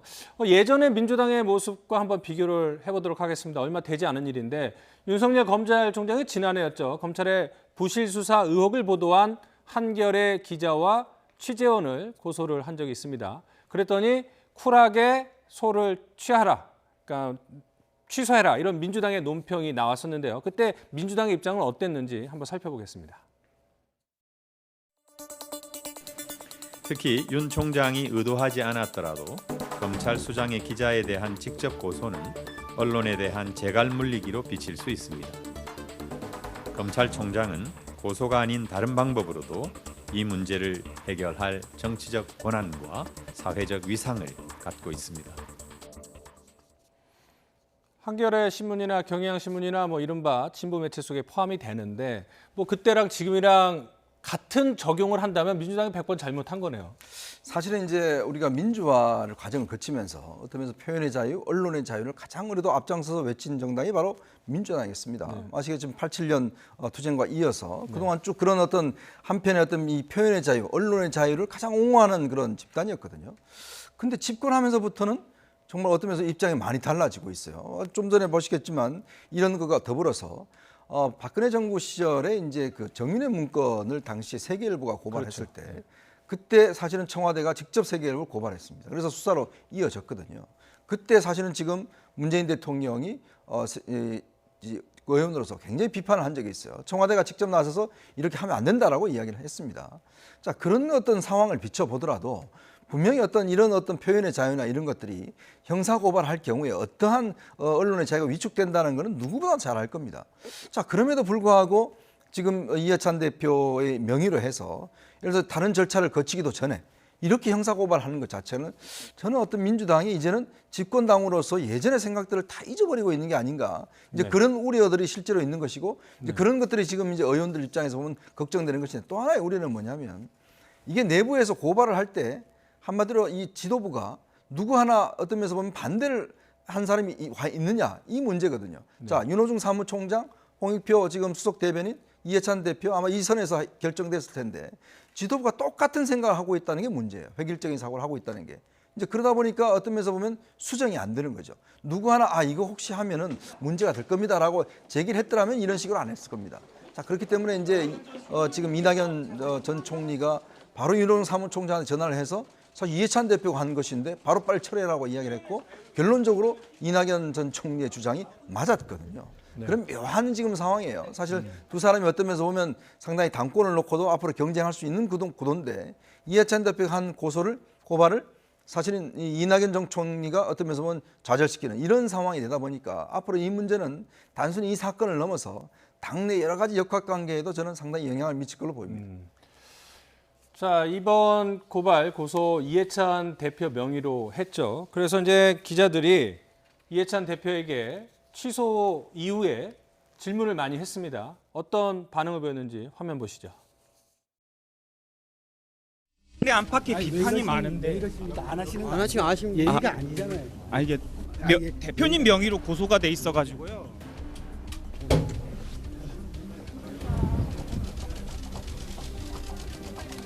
표현의 자유를 위축한다는 비판이 많은데 어떻게 생각하세요? 오늘 수석께서 그렇게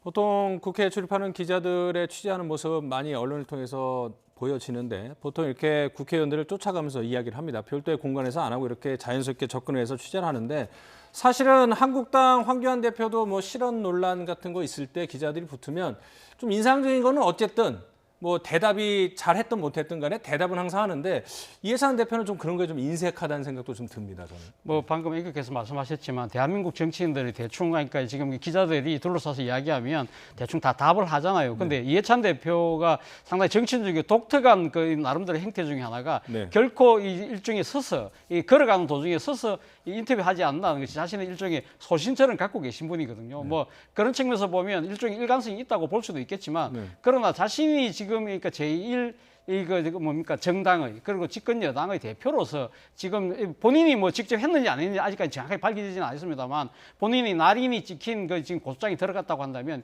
이 부분에 대해서는 아마 책임 있는 해명이 분명히 필요할 겁니다. 그럼에도 불구하고 이런 이야기를 하지 않았다는 부분은 상당히 좀 제가 생각했을 때는 좀 유감스럽고요. 그리고 이런 것들이 지금 이해찬 대표를 둘러싸고 있는 여러 앞서 말씀하셨지만 여러 가지 지금 뭐 실언 실수가 계속적으로 반복되고 있다는 겁니다. 지난번 장애인 그 폄하 발언 같은 경우도 결국 해명한다고 했지만 그 자체가 또 다른 또 논란이 나지 않습니까? 자신이 무의식 중에 그러한 것을 했다는 이 발언 자체가 자신의 잠재의식 속에 장애인을 폄하한 듯한 인식을 깔고 있다는 그런 비난에 부딪혔거든요. 그때 당시에도 기자들이 끊임없이 질문했을 때 자신이 알아서 그냥 대충 그러니까 이 기자들이 그 발언을 자르는 그러한 모습들을 보였다. 물론 뭐 그 어떻게 보면 인간적인 측면에서 보면 자신이 거듭되는 실언이나 실수 때문에 상당히 곤혹스럽고 당혹스럽기 때문에 아마 저런 모습을 볼 수도 있지만 그러나 상당수의 국민들, 유권자들이 봤을 때는 뭔가 여당 대표로서의 그 조금 오만과 독선으로 비칠 수 있다는 겁니다. 그런 측면에서 본다고 한다면 자신의 그 태도의 일관성도 지키는 것도 중요하지만 좀 더 국민의 눈높이와 지금 목소리에 귀를 기울은 그런 낮은 자세와 눈높이를 보이는 행태는 필요한 것이 아닐까 생각이 듭니다.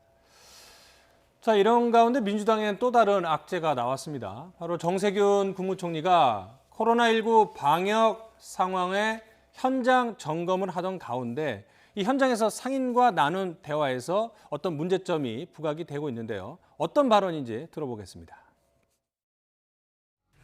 네. 코로나 때문에 아무래도 요새는 좀 줄었죠. 그래 뭐 금방 또 괜찮아질 거예요.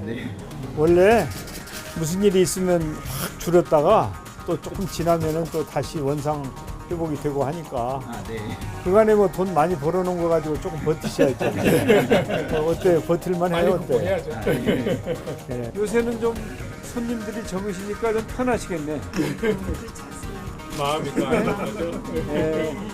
이제 바쁠 때도 있고 또 조금 이렇게 슬로우하다고 그러죠. 이제 손님들이 좀 적으실 때도 있고 그런데 아마 조만간 다시 바빠지실 거니까 이런 때는 좀 편하게 좀 지내시는 게 좋아요. 네, 정세균 총리 지금 뭐 국회의원이기도 하죠. 이 국회 출입 기자들이 뽑는 백봉 신사상에도 이 선정될 정도로 평소 좀 점잖고 그리고 의정 활동을 열심히 하는 그런 인물로 그 까다로운 기자들 사이에서도 인정을 받고 있는데 이런 와중에 구설수에 올랐습니다. 손님이 적어 편하시겠네. 이 발언의 의도 어떻게 보시나요? 단순한 말실수인가요? 그러니까 이제 이게 어떤 면에서 좀 자연스럽게 이야기를 한다. 또 이제 아마 본인 정부니 뭐 좀 예전부터 아는 분이다. 뭐 이렇게 해서 좀 편한 입장에서 이야기를 하신 것 같은데. 근데 이게 지금 본인은 사실은 뭐 별거 아닌 것처럼 이렇게 뭐 나중에 되면 또 장사 잘 될 거예요 이야기를 하지만 지금 정말 우리 소상공인들 입장에서는 정말 이거는 심각한 상황이거든요. 아시겠지만 단순히 지금 이 신종 코로나 사태 때문에만 그런 게 아닙니다. 이미 이제 여러 가지 주 52시간이라든지 최저임금이라든지 이런 것 때문에 이미 지금 가게들이나 이런 것들 장사가 안 된 건 오래됐습니다. 자, 그런 상황에 지금 이번에 이 사태가 터지면서 정말 급전직하했거든요. 지금 뭐 매출이 거의 뭐 10분의 1을 줄어들고 있던 알바생들 다 자르고 지금 어떤 면에서 보면 굉장히 생존의 위협을 느끼고 있는 상황이에요. 자, 그러면 최소한의 그런 공감대를 가지고 현장 방문을 하는 거 아니겠습니까? 지금 총리가 왜 나가겠습니까? 지금 서민들이 겪는 어려움들에 대해서 좀 더 위로하고 좀 용기를 주기 위해서 나가는 거 아니겠어요? 자, 근데 거기 나가서 벌어놓은 거 있으면 좀 쓰시고 곧 좋아질 거예요. 이런 이야기를 하면 정말 속이 타들어가는 소상공인 입장에서는 어떻게 느낄까요? 그리고 뭐 이게 좀 손님 없으니까 편하겠습니다. 물론 뭐 아는 분이라서 그렇게 이야기했다고 이야기하지만 장사하시는 분들이요. 손님 없어서 편한 분들 있으면 한 분이 나와보라 그러십시오. 장사하는 분들은 정말 앉을 자리 없어도 손님 많이 오는 게 최고입니다. 그렇죠. 자, 근데 그 정서 공감 능력이거든요. 근데 지금 총리께서 지금 어려운 상황에서 나가셔서 지금 이제 이 국민들하고 저렇게 이야기를 하시고 악수도 하시는데 조금의 공감을 필요한 거거든요. 근데 저는 참 이런 것들이 하루 사이에 정말 민주당 또 이해찬 대표도 그렇고 네. 지금 또 정세균 총리도 참 저는 평소에 저렇게 하시는 분이 아닌데 네. 저는 좀 실수를 하신 게 아닌가 싶습니다. 네, 차 교수님 말씀해 주시죠. 예, 뭐 이현정 의원 지적 뭐 다 저는 뭐 100% 옳은 지적이라고 생각하고요. 네. 그런데 지금 오늘 이 지금 뭐 문제가 됐던 그 발언을 한 식당의 주인께서 올리신 글이 있어요. 그래서 그 글을 보니까 약간은 조금 정세균 총리가 했던 발언을 조금 더 조금 일리가 있다 내지는 좀 납득이 된다는 측면이 있는 것이요. 그러니까 지금 정세균 총리가 그 지금 손님이 와서 편하겠다고 이야기했던 그 이 말을 건넨 상대가 이 소상공인 주인이 아니고 그 종업원이라고 그럽니다. 그러니까 지금 소상공인 그 식당의 주인이 올리신 글인데 네. 그분의 그 주장에 의하면 그러니까 지금 이 종업원의 입장에서 본다고 한다면 손님이 좀 줄어서 근무 강도가 조금 줄어들었으니까 낮아졌으니까 이럴 때 조금 편하게 계시고 그리고 손님이 좀 많이 오면 다시 또 열심히 일하시면 되지 않느냐는 취지로 이야기를 했고 자신들은 다 그렇게 받아들였다는 것이거든요. 네. 그리고 또 그러면서 정세균 총리가 또 식당 주인한테 이렇게 손님 없다고 이 종업원들 자르고 그런 건 아니죠. 이런 이야기하니까 그럴 리는 없다. 이럴 때일수록 다 같이 힘을 합쳐서 극복하자는 뭐 그런 이야기도 했다고 그래요.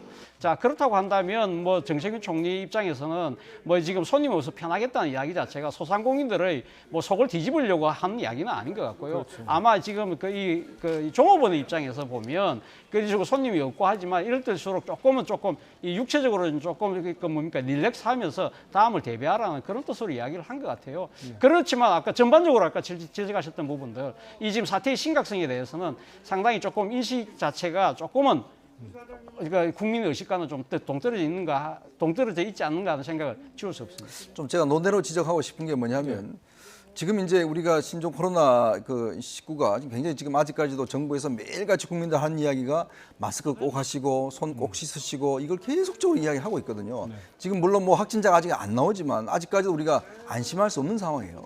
며칠 전에 대통령께서도 직접 현장 방문하시면서 마스크를 끼고 이제 가셨거든요. 근데 지금 정세균 총리와 지금 그 수행원들 중에서 마스크 낀 사람이 한 사람도 없어요.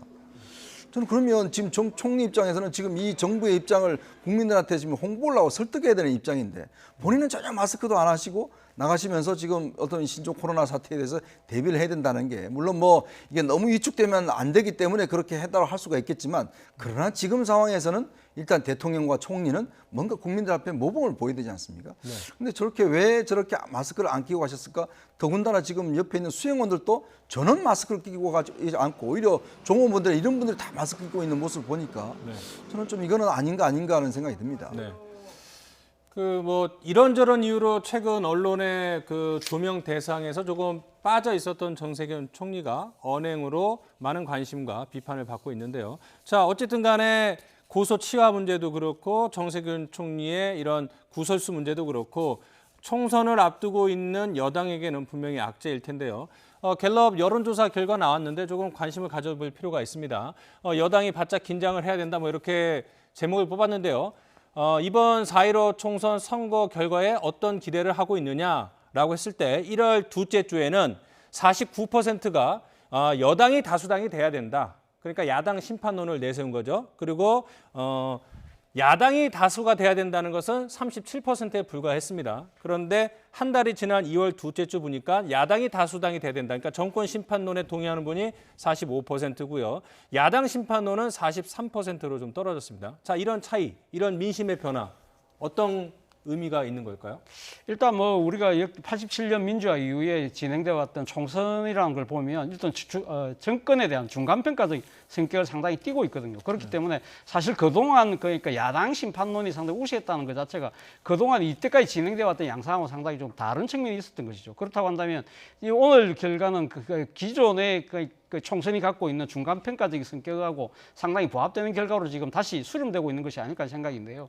특히 지금 또 보수 정당들이 지금 통합에 대한 상당히 지금 박차를 가하고 있지 않습니까? 그렇다 보니까 아마 보수 지지층들이 결집한 측면도 분명히 있는 것 같고요. 그리고 그동안 이 보수가 사실 이 분열돼 있던 그 상황에서 그동안 그러니까 여론조사에 잡히지 않았던 소위 말해 여론조사를 따돌렸던 사이 보수층들이 이제는 좀 전면적으로 나서고 있는 그런 결과도 분명히 있는 것 같아요. 네. 자, 이런 부분들 전통적으로 그러니까 지금 그 중간 평가에 대한 그러한 이 회귀의 가능성도 분명히 있지만 그러나 또 하나의 그 원인은 제가 생각했을 때는 우리가 아까 이야기했던 지금 뭐 물론 이 여론조사는 반영되지 않았습니다만은 네. 민주당을 비롯한 집권 여당 그 정부의 약간 독선과 오만에 대한 경고, 견제의 의미도 저는 있지 않나 하는 생각도 듭니다. 네. 예를 들면 이번 울산시장 시장 부정선거와 관련된 여러 가지 의혹과 관련해서 지금 검찰이 1차 결과를 내놓은 것이 공소장이지 않습니까? 그 네. 공소장에 청와대 관계자를 비롯해서 13명이 지금 집단적으로 기소되어 있고 네. 또 이 공소장 공개와 관련해서 법무부 장관이 이례적으로 공소장을 공개하지 않는 그러한 모습들에 대한 여러 가지 논란들, 그러한 부분들이 과연 이 정권이 제대로 된 이 지금 민주정권으로서의 양식과 태도를 보여주고 있는가에 대한 네. 아마 따가운 목소리들이 지금 이 조사 결과에 반영되고 있지 않나 하는 생각도 듭니다. 알겠습니다.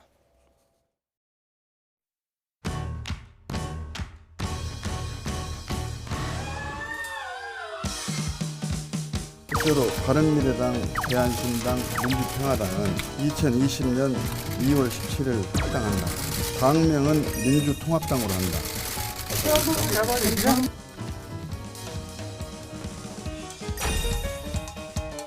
3당 통합을 해서 미래세대와의 통합을 위해서는 내가 그 대표 역할을 해야 되겠다 그 얘기입니다.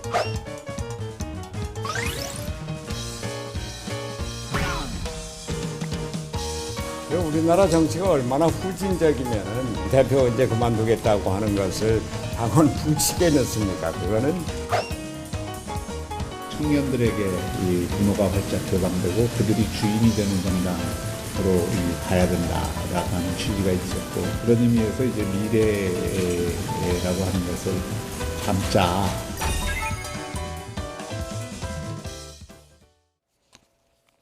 네, 이번에 보수 야권 통합 논의 과정 짚어보도록 하겠습니다. 통합준비위원회가 자유한국당 최고위 8명으로 구성이 됐는데 여기에 4명을 추가하는 방식으로 신당 지도부를 꾸리기로 했습니다. 일단 2명이 발표가 됐는데 원희룡 제주지사 그리고 이준석 전 현 새보수당 젊은정당 추진위원장이 들어가 있습니다. 자, 이 두 사람의 합류를 어떻게 봐야 됩니까? 결국 보니까 네. 박근혜 대통령 시절에 새누리당으로 다 이제 어떤 면에서 보면 다 돌아가신 것 같아요. 뭐 그동안 뿔뿔이 흩어지고 나왔던 분들이 어떤 면에서 보면 다 갔고 사실은 이제 플러스 알파는 별로 안 보여요. 이제 그런 걸 비춰보면 다 옛날에 같은 데 있었던 분들 아니겠습니까? 네. 뭐 이준석 지금 위원도 사실은 그 당시에 박근혜 대통령 있을 때 비대위원을 했고 네. 원희룡 의원도 마찬가지로 이제 그 당시 새누리당 의원이었고요. 이제 그러면서 본다면 지금의 이제 보수 통합은 결국은 예전 모습으로 돌아간 것들. 예전에 사실은 지금 현재 이 보수 통합 같은 경우에 예전에 정당 지지도가 상당히 높았습니다. 그때만 하더라도 야당은 어떤 면에서 지금 민주당은 어떤 면에서 20%대, 여기 40% 됐거든요. 근데 그게 역전이 됐잖아요. 그러다가 다시 이제 뭉친 거 아니겠습니까? 근데 지금 과연 이것을 어떤 면에서 보고 이제 물론 뭐 흩어졌던 사람들 다 모이면 다시 통합이라고 이야기를 할 수는 있겠지만 네. 그러나 지금의 이제 지금 보수 통합이 꿈꾸는 것들 재반 보수와 중도 세력까지 아우르는 통합 이것에는 여전히 못 미치는 게 아닌가. 결국은 네. 지금 예전 새누리당 모습으로 다시 회귀한 모습들 네. 저는 뭐 그 이상 그 이하도 아니다라는 생각도 듭니다.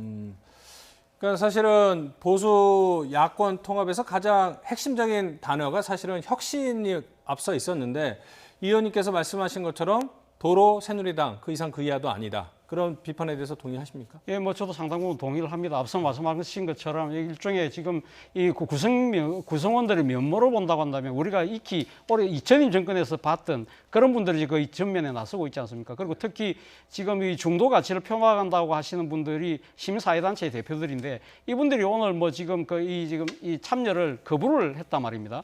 이러한 분들이 지금 거부를 한 이유는 아무래도 지금 본인들이 그러니까 중도라는 가치를 갖고 있지만 이 중도라는 가치가 사실 어떻게 보면 구색 맞추기에 불과하다. 사실 어떻게 보면 중도라는 부분에 대해서 이 지금 그것을 나름대로 표현하기 위해서는 이분들이 중요한 역할을 할 수 있는 그런 그 장치를 만들어줘야 되는데 전혀 그렇지가 못하다는 것이죠. 예를 들면 지금 새로운 그 통합 신당이 만들어진다고 했을 때 지도부가 지금 한국당 지도부 최고위원 플러스 지금 4명을 새로 추가하는 모습이라든지 그런 상황이라고 한다면 지금 중도라는 그 가치를 표방하고 있는 분들은 기껏해야 1명 정도 뭐 내지는 2명 정도밖에 더 되겠습니까? 그분들이 과연 이 지금 새로운 이 통합 신당에서의 그 혁신을 추진할 수 있을까? 그런 부분들이 있는 것이고요. 또 하나는 지금 그 목전에 다가와 있는 총선에서의 그런 새로운 인물, 인적 쇄신에 대한 부분에 있어서 제도적 장치가 일종의 공천관리위원회라고 한다면 그러한 부분들도 신당의 출범과 함께 새로 꾸리는 것이 맞는데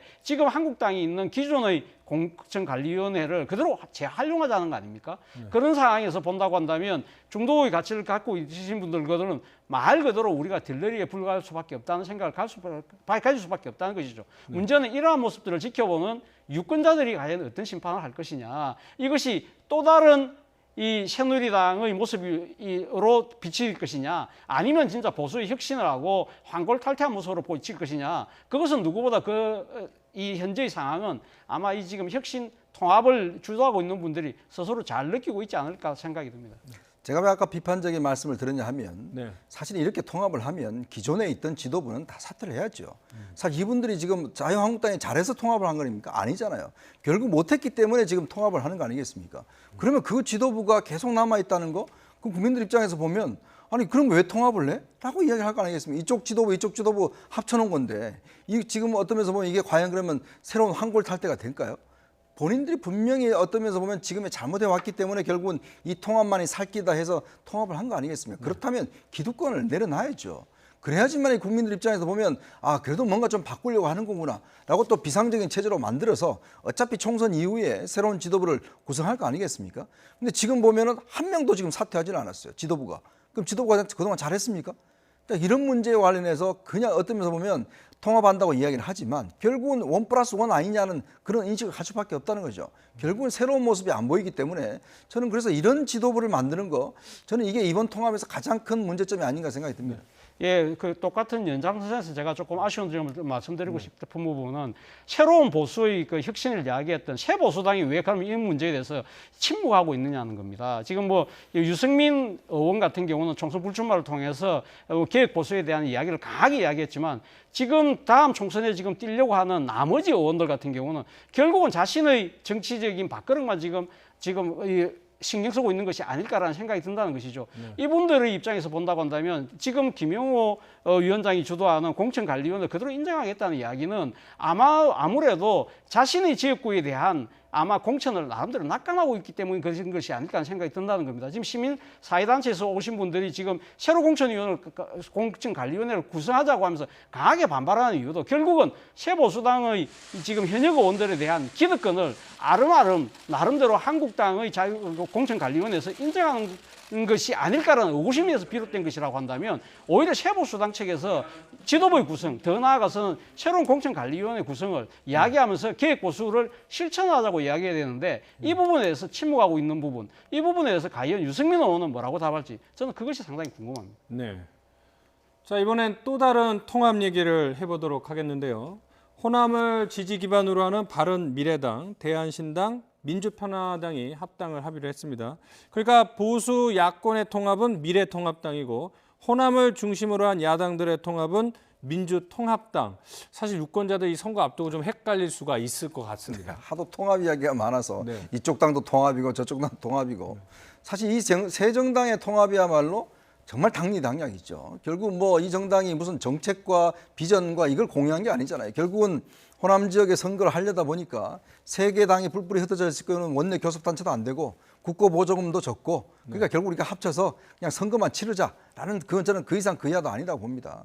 그렇기 때문에 어떤 이 세 정당이 과연 호남에서 어떤 성과를 얻을 것인가 저는 굉장히 부정적으로 봅니다. 왜냐하면 이제 호남 지역은 결국은 민주당 대 민주통합당의 대결이 될 거거든요. 이제 그런 상황에서 이제 힘을 뭉치는 게 어떤 면에서 낫다라고 이제 판단을 해서 이제 하는 것일 텐데, 근데 모르겠습니다. 아무리 정당이 이합 집산을 하고 하더라도 뭔가 그래도 국민 앞에 무슨 비전과 무슨 뭐 이유가 있어야 될 거 아니겠습니까? 뭐 제가 모르겠어요. 민주통합당이 왜 통합돼야 되는지. 단지 하나 선거를 그냥 같이 치르자. 근데 거기서 내부에서 내 이야기는 다 다릅니다. 지금 뭐 손학규 대표는 나는 2월 말까지 당대표 해야 되겠다. 왜 해야 되는지도 모르겠고, 뭐 새로운 세대 같이 함께 하겠다. 근데 그 새로운 세대가 어디 있는지도 모르겠고. 자, 그런 면에 비춰본다면 과연 어떤 면에서 이 정당 자체가 과연 우리가 생각하는 그런 정당의 모습일까? 솔직히 회의적입니다. 네. 자, 이번 호남을 기반으로 하는 3당 통합으로 민주통합당이 차지하는 의석수 얼마나 될지, 앞으로 남은 과제 무엇인지 차재영 앵커 설명을 한번 들어보겠습니다. 네, 호남 지역을 기반으로 하는 3개 정당이 힘을 합치기로 한 민주통합당 모두 28석을 차지하게 됩니다. 바른미래당 소속 17명과 대한신당 의원 7명, 또 민주평화당에 남아있던 의원 4명까지 합쳐지게 된 건데요. 이로써 원내 교섭단체 지위를 확보하고 원내 3당 자리를 차지하게 됐습니다. 네, 또 지역구와 비례대표 의원을 비율을 살펴보면요. 지역구 의원은 15명에 비례대표 의원은 13명입니다. 네, 또 그리고 지역별로 살펴보면요. 전북은 5명, 또 광주, 전남은 10명이라서 지역주의를 탈피하지 못했다는 지적도 나오고 있습니다. 자, 저도 아직 익숙치 않은데 민주통합당이라는 이름으로 통합을 하기로 했는데, 뭐 흔히 이제 호남신당이라고 불렀는데, 박지원 의원은 또 이런 얘기를 했더군요. 선거가 끝나면 민주당과 통합을 할 것이다.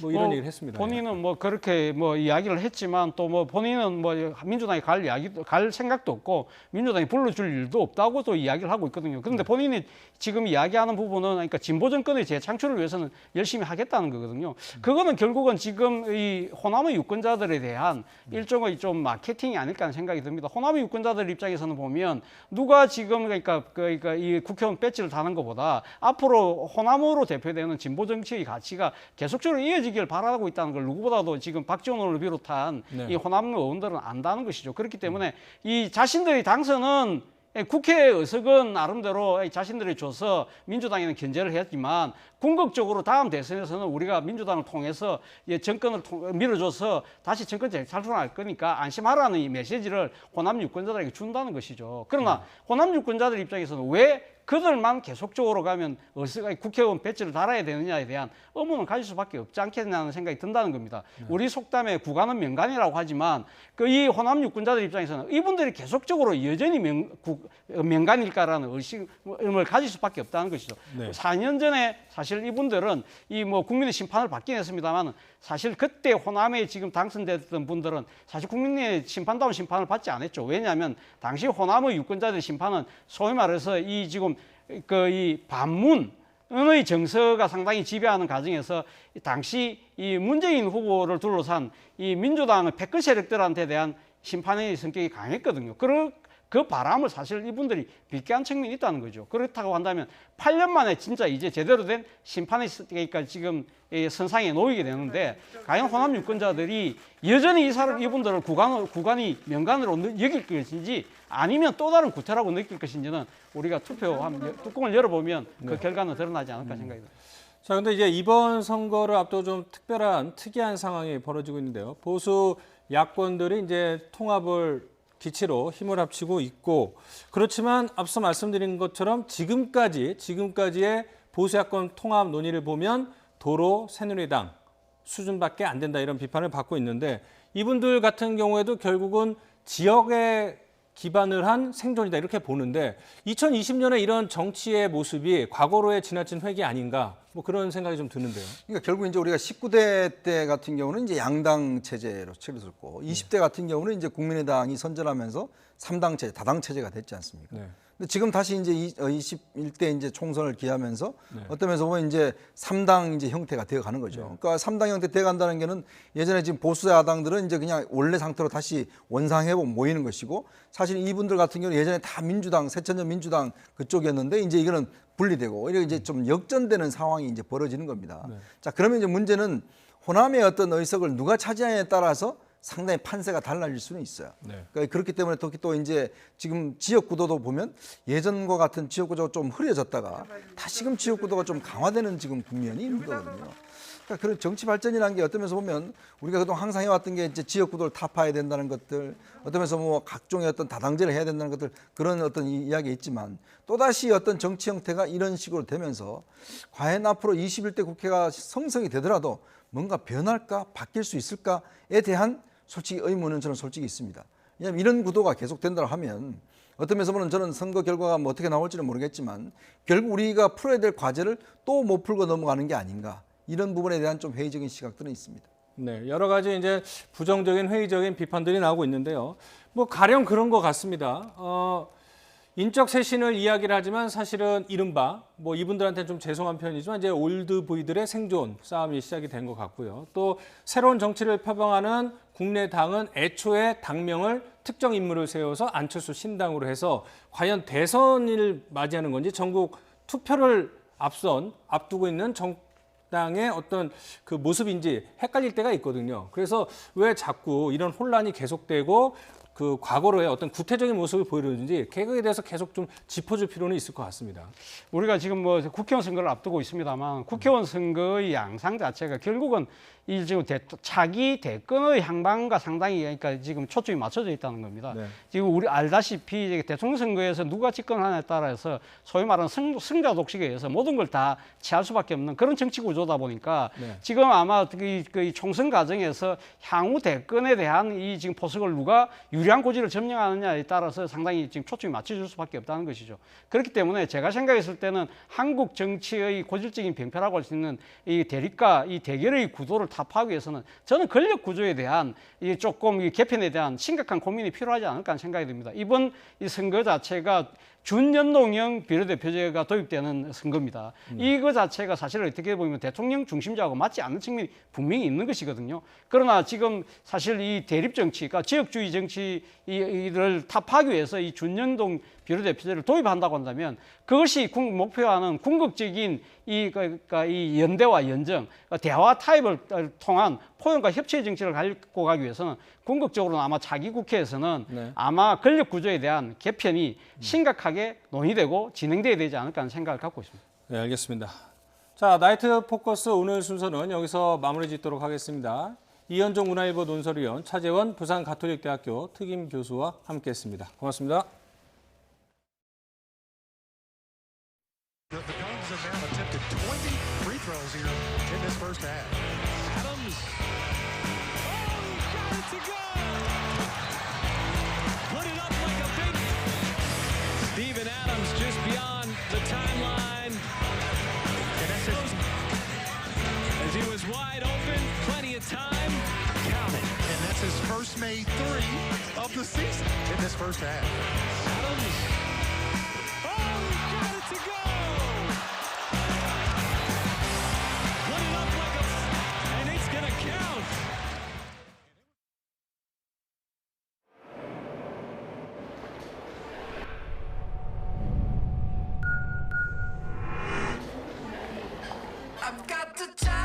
노트북 갤럭시처럼 가볍게 갤럭시북 이온. 여긴 도모 씨가 살고 있는 퀘벡. 애인만 데려온 줄 알았는데 저기 2588 대리운전 기사님도 데려왔네요. 2588 반가워요. 좌우로 정렬 2588.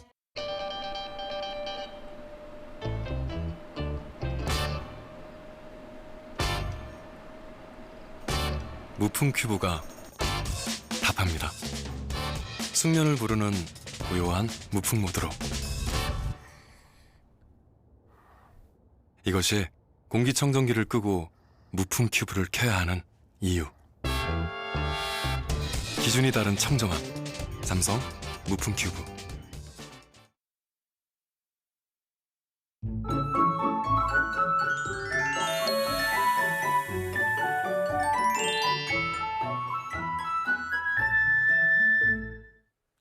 이번 주말 기온이 널뛰기 하듯 크게 변합니다. 우선 내일은 서울 아침 기온이 7도로 오늘보다 4도가량 높아 아침에도 비교적 온화하겠고 한낮에는 15도까지 기온이 오르는 등 오늘보다 높아지며 하루 만에 올겨울 가장 높은 기온을 경신하겠습니다. 하지만 모레는 서울 아침 기온이 0도까지 내려가겠고 한낮에도 0도에 머무는 등 내일보다 15도, 예년보다 5도가량 낮아지며 춥겠습니다. 또 내일은 중부와 전북을 중심으로 초미세먼지 농도가 짙게 나타나면서 수도권과 충남에 미세먼지 비상 저감 조치가 발령되겠고 동해안에는 새벽부터 비나 눈이 내리겠습니다. 다른 지역은 점차 흐려져 밤부터 모레 사이 비나 눈이 오겠습니다.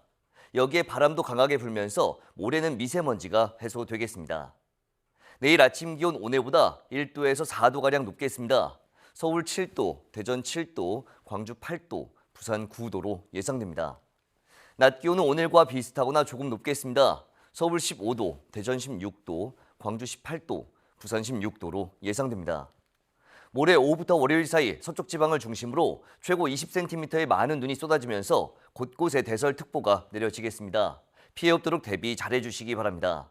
또 기온이 큰 폭으로 떨어지면서 다음 주 중반까지 강추위가 이어질 것으로 전망됩니다. 지금까지 날씨 정보였습니다. YTN 보도국의 인사 이동으로 저는 오늘을 마지막으로 뉴스나이트를 떠나게 됐습니다. 그동안 애정어린 질책을 해주신 모든 분께 감사의 말씀 드립니다. 금요일 뉴스나이트 마칩니다. 편안한 밤 되십시오.